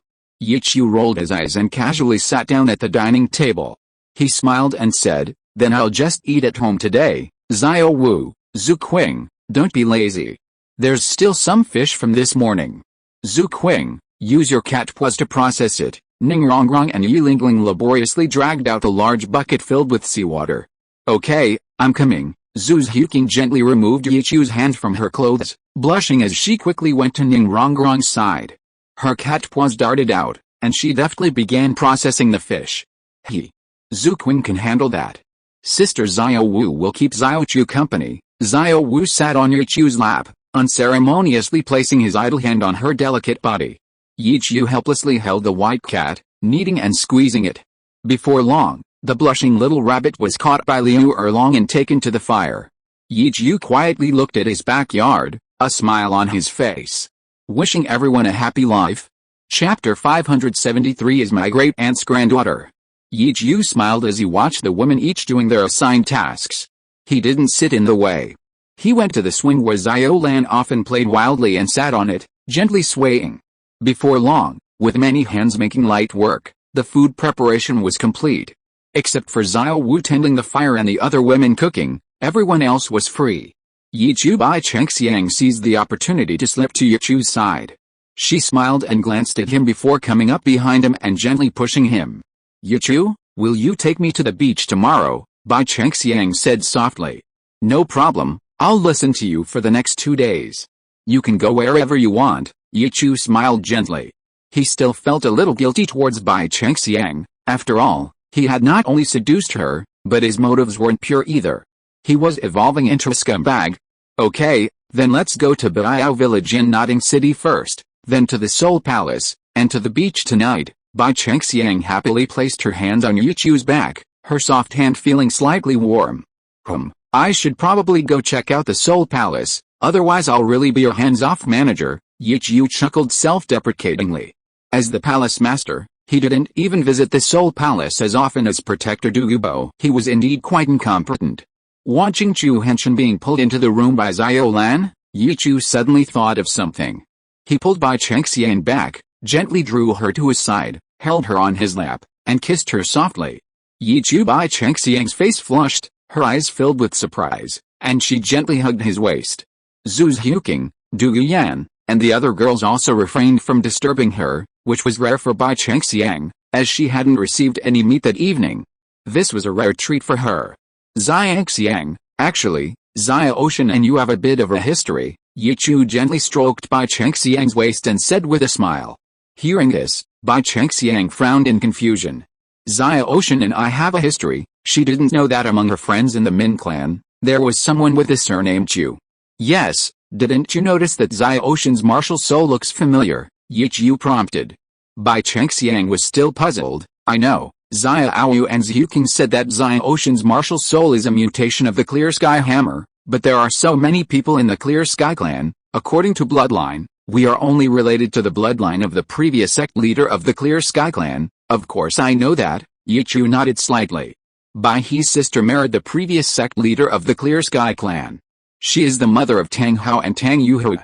Tang Hao has to call Bai He his uncle, and Tang San has to call Bai He his great-uncle. As Tang Xiao's daughter, Chu Henshin naturally has to call Bai He his great-uncle as well. And Bai Chengxiang, as Bai He's granddaughter, is of the same generation as Chu Henshin. She is Chu Henshin's cousin. Immediately, Yichu told Bai Chengxiang about Chu Henshin's background. What? Xiao Ocean is actually my cousin. The Clear Sky Clan is too heartless. Bai Chengxiang's face was full of resentment. Her impression of the Haotian sect was much worse. She also felt great sympathy for Han Haotian's plight. Ah! Xiao Xiang and Xiao Ocean have this kind of relationship. Ning Rongrong looked at Bai Chengxiang in surprise. Zhu Huqing frowned slightly, but knowing Han Haotian's background, she quickly figured it out. It seems there is indeed some blood relation. Yes, Xiao Ocean is my great-aunt's granddaughter. She is indeed my cousin. Bai Chengxiang nodded slightly. Du Guyan looked at her with some surprise, not expecting things to be so coincidental. Bai Chengxiang suppressed her surprise. She requested, Yichu, then when we go to the Soul Palace tomorrow, let's take Xiao Ocean with us. Let's go see Grandpa together. No problem. Yichu certainly wouldn't refuse such a thing. Then I'll go find Xiao Ocean first and explain to her. Bai Chengxiang quickly kissed Yichu's face lightly, jumped to the ground, and quickly went forward to knock on Xiao Lan's door. Haha. Now it's my turn. I've got it. As soon as Bai Chengxiang left, Ning Rongrong rushed up and tried to hug Yichu from behind. Yichu shook her head helplessly. A short while later, Liu Erlong raised her voice and shouted outside, "Sisters, dinner's ready. Quickly set the table and bring the dishes out." Before the woman could respond, a strange laugh rang out from the air. "Hey, looks like I've arrived just in time for your meal." Hearing this signature laugh, Yichu and the others already knew who it was. "Grandpa, why are you laughing so loudly? Come down quickly." Du Guyan looked up helplessly and glared at Du Gubo. Yan, can't Grandpa laugh when he's happy?" Du Gubo dared not touch the ground now, otherwise his beard would definitely suffer. He remained floating in midair. Hearing the announcement of dinner and Du Gubo's cheerful laugh, the door to Xiao Lan's room was immediately pushed open. With a sweet laugh, she happily introduced Han Chuyan to Du Gubo. "Haha, Grandpa Dugu, hello, Xiao Lan, hello you too. Hey, this is Xiao Lan's younger sister. Grandpa can call her Xiao Tian, your younger sister." Hearing Xiao Lan's words, Du Gubo was stunned and looked Han Chuyan up and down. At this moment, Han Chuyan's eyes were a little red, and Bai Chengxiang was with her beside her. Obviously they had already recognized each other. Looking at the green-haired old man in the air, a look of shock flashed in her eyes. She had only felt this kind of feeling from a titled Douluo-level powerhouse. Du Gubo's eyes flashed with a strange look. He looked at Yichu and said, "I say, kid, why did you find another little sister for my Yan? And a young one at that?" Senior, you misunderstand my ass," Du Gubo shouted. "Back when you were still a kid, weren't you completely infatuated with that girl in your arms? My Yan too, Grandpa. Why are you bringing up the past? Do you even know that my husband was still young back then?" Du Guyan immediately interrupted Du Gubo with a sharp cry. Right, didn't you drug Yichu back then, trying to give Yan to him?" Ning Rongrong, sitting in Yichu's lap, wasn't afraid of the elder Du Gubo at all. "Miss Ning, don't bring up things you shouldn't." Du Guyan rolled her eyes at Ning Rongrong. Du Gubo's face was only filled with an awkward smile. I was just venting. You women in this family don't care. What can I, as an elder, say?" The huge amount of information contained in their conversation left Yichu somewhat dazed. She didn't expect that Senior Yichu would have such an experience, actually being drugged by a titled Douluo. At the same time, a bit of shyness appeared on her face. She had actually been mistaken for one of Senior Yichu's women. But it wasn't his fault. So, Yichu, as you say, is just a womanizer. Wishing everyone a happy life. If you are listening to this novel on a channel other than Fanfic World, it means it was downloaded and re-uploaded without effort. We warmly invite you to visit our channel, Fanfic World.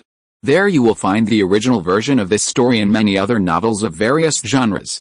We look forward to seeing you dive into a world of incredible novels. Chapter 574 I am everyone's grandfather. Grandpa Dugu, don't misunderstand. Xiao Ocean isn't my brother's woman yet. Even if she were, she'd have to call Xiaolin sister. Xiaolin hugged Hanky Utron and explained to Du Gubo. I see. Du Gubo finally believed her.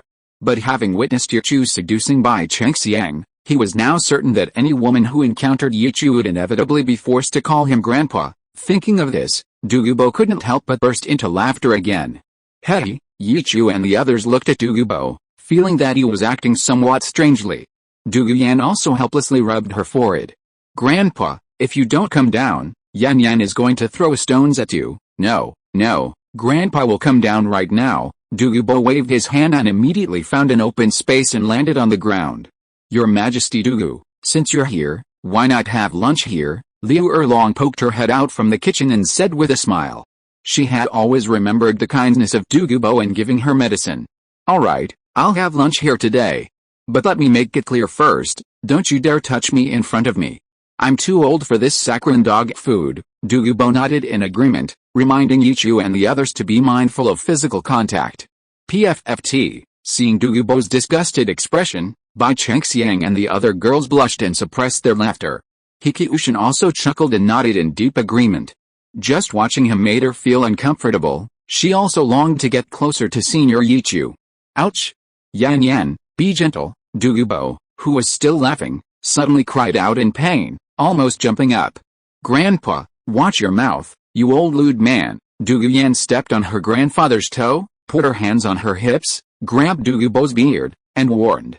I know, Grandpa knows. Douluo begged for mercy repeatedly, not feeling that he lacked any authority. These were all his grandchildren. After staying there for a while, he naturally felt younger and enjoyed it. Anyway, once outside, he was still the infamous poison Douluo who struck fear into the hearts of everyone. Alright, sisters, hurry up and take the dishes out, Liu Erlong chuckled, urging Zhu Ziuqing and the others to get to work. Senior, it seems you've encountered some good news, Yichu asked Douluo with a smile. For him to let out such a loud, strange laugh, like an old rascal, there must be something to be happy about. Hey, you know me well, kid. Indeed, there is some good news. I've come to fulfill my promise and bring you gifts. Douluo stroked his beard, which his granddaughter had ruffled, and smiled. Before Yichu could ask any more questions, Xiaolan pulled Han Haotian to Douluo's side. Grandpa Douluo, shall I have Xiaotian introduce himself to you? Hearing Xiaolan's words, Han Haotian was shocked and at a loss for words, wanting to refuse. Ah! Sister Xiaolan. This was an insult to title Douluo-level expert. But Douluo treated them like granddaughters, so why would he care about such things? Alright, let this old man see what's so special about Xiaolan's good little sister. Douluo affectionately ruffled Xiaolan's hair and smiled at Han Haotian. Xiaolan giggled and said, Xiaotian has innate full soul power, and his martial soul is a mutation of the world's #1 weapon martial soul, the Clear Sky Hammer. What? A hint of surprise flashed in Douluo's eyes. Whether it was innate full soul power or the mutated Clear Sky Hammer, the world's #1 weapon martial soul, it was enough to surprise him. Xiaotian, don't worry, Senior Douluo is one of us, he won't care about such trivial formalities. Yichu gently patted Han Haotian's head. Han Haotian, who had been looking down, nodded slightly and tremblingly raised his hand. Greetings, Your Majesty. I am Han Haotian, my spirit is the blue-silver flying hammer, a level 26 power attack type battle spirit master. As soon as he finished speaking, a black hammerhead and a soft blue handle appeared in his hand, and 2 yellow spirit rings appeared at his feet. It really is a mutated Clear Sky Hammer, Douluo exclaimed, looking at Yichu strangely. I say, kid, where did you find such a talented little girl? Yichu chuckled and explained, how, it's quite a coincidence. She's a junior from the low-level Spirit Master Academy I used to attend. Indeed, quite a coincidence, Douluo nodded with a smile. A mutated Clear Sky Hammer might even be stronger than the original Clear Sky Hammer. With Yichu's training, she definitely won't be weak. Grandpa Douluo, it's not over yet. You should also introduce yourself to Xiaotian. Xiaolan gently tugged at Douluo's sleeve, causing everyone present to freeze. Han Haotian looked at Xiaolan in even greater shock. He hurriedly waved his hand in refusal. No need, Your Majesty. Han Haotian dares not offend you, little Yan. Grandpa Douluo is very good, don't be afraid. Xiaolan hugged Han Haotian and gently comforted him. Hey, that's right. That's right. Xiaolan knows me best. Little Yan, right? Don't be afraid, it's just a self-introduction. Douluo laughed heartily. Xiaolan's words pleased him greatly. His soul power fluctuated slightly. He began to introduce himself, starting with his most important identity. My name is Douluo, I am your sister Yan Yan's biological grandfather. and also everyone's grandfather. Yichu's lips twitched slightly. It seemed that the promise he made could satisfy Douluo to the point of death. He ignored his expression. Douluo's self-introduction continued. My martial soul is the Jade Phosphorus Serpent Emperor, and I am currently a level 94 title Douluo, with the title of Poison. The little snake on my shoulder is called 9-section Jadeite. Xiao Lan often calls it Kihua. As soon as he finished speaking, behind Douluo coiled a dark green venomous snake like a giant python, and beneath his feet were 9 spirit rings, 2 yellow, 2 purple, and 5 black. Henki Ushin greets His Majesty Poison Douluo, and Kihua. Henki Ushin bowed nervously. This was the first time she had been so close to her title Douluo. Douluo raised an eyebrow. Henki Ushin's face paled slightly. Xiao Lan chuckled. She knew Douluo well, as he often played with her. Puha, Xiao Ushin, you should call him Grandpa Douluo. Grandpa Douluo, hello. Henki Ushin immediately forced a smile and corrected him. Hedi? Douluo laughed heartily, releasing a pair of small, jet black balls from his spirit tool. Good, good, good, Grandpa is happy to meet you. This is a gift from Grandpa for you, keep it safe. Henki Ushin looked at the black balls being handed to her. Confused, she took them blankly, stammering, thank you, Grandpa Douluo, wishing everyone a happy life. Chapter 575. Each person has a pair of mother-child soul-chasing deadly courage. Seeing the 2 small black balls that Douluo gave to Hen Haotian, Yichu's azure eyes lit up slightly, and he said with delight, Senior, so this is what makes you happy. It seems that the gift you gave us is this mother-child soul-chasing life-stealing gallbladder. Haha, that's right, this is the gift I wanted to give you. Douluo stroked his beard happily. After he frequently went to the soul hall to urge the craftsman to finish the work, he finally collected quite a few mother-child soul-chasing life-stealing gallbladders. Mother-child soul-chasing life-stealing gallbladders. Hen Haotian stared blankly at the 2 black balls in his hand, not understanding where such a dangerous name came from. Even Bai Chengxiang and the other girls, who had already served the dishes, looked curiously at the small balls in Hen Haotian's hand. Only Zhu Zhuqing and the other girls knew.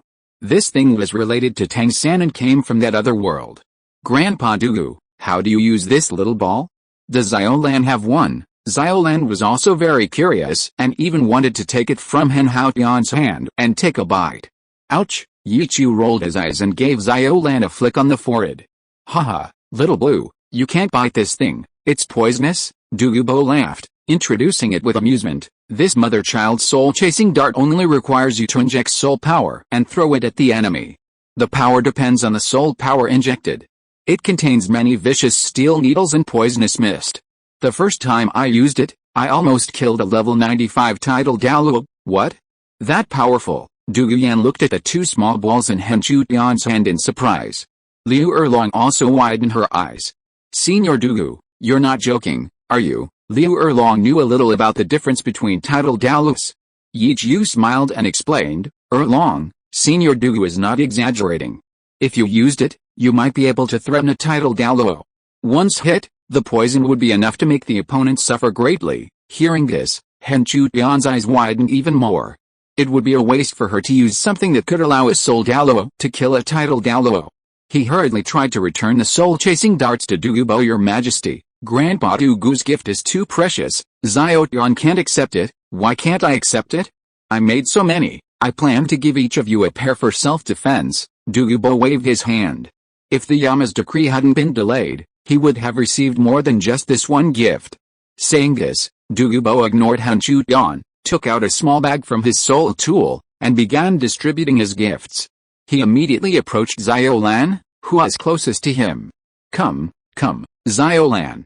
This is for you, little girl, you're very sensible. I'll give you 2 pairs, thank you, Grandpa Douluo. Xiao Lan happily took them, but dared not bite them with her teeth anymore. She stuck out her cute little tongue at Yichu. She was very playful. Yichu glared at her, annoyed. In that brief moment, Douluo had already arrived in front of Yichu. Boy, this is a gift from your grandpa, thank you, Senior Douluo. Yichu took the soul-chasing darts from Douluo and held them in his hand, but before he could even weigh them, Douluo let out his unpleasant, strange laugh again. Hey, if you're willing to call me grandpa, I'll give you another pair. Yichu waved his hand sheepishly. The more Douluo wanted him to call him grandpa, the less he wanted to. It was a perfectly normal thing. But Douluo made it seem like he was getting a huge advantage. It made Yichu feel like he was losing out. Puha, alright, Grandpa, what about your Yan-Yan's share? If you dare to only give her one pair, less than Xiaolan's, you can forget about your beard. Douluo giggled, pulling on Douluo's arm to help Yichu out of the predicament. How could that be? Yan-Yan is my own granddaughter. Grandpa has prepared 2 pairs for you too. Douluo quickly took out 2 pairs of soul-chasing gallbladders from his bag and placed them in Douluo's hands.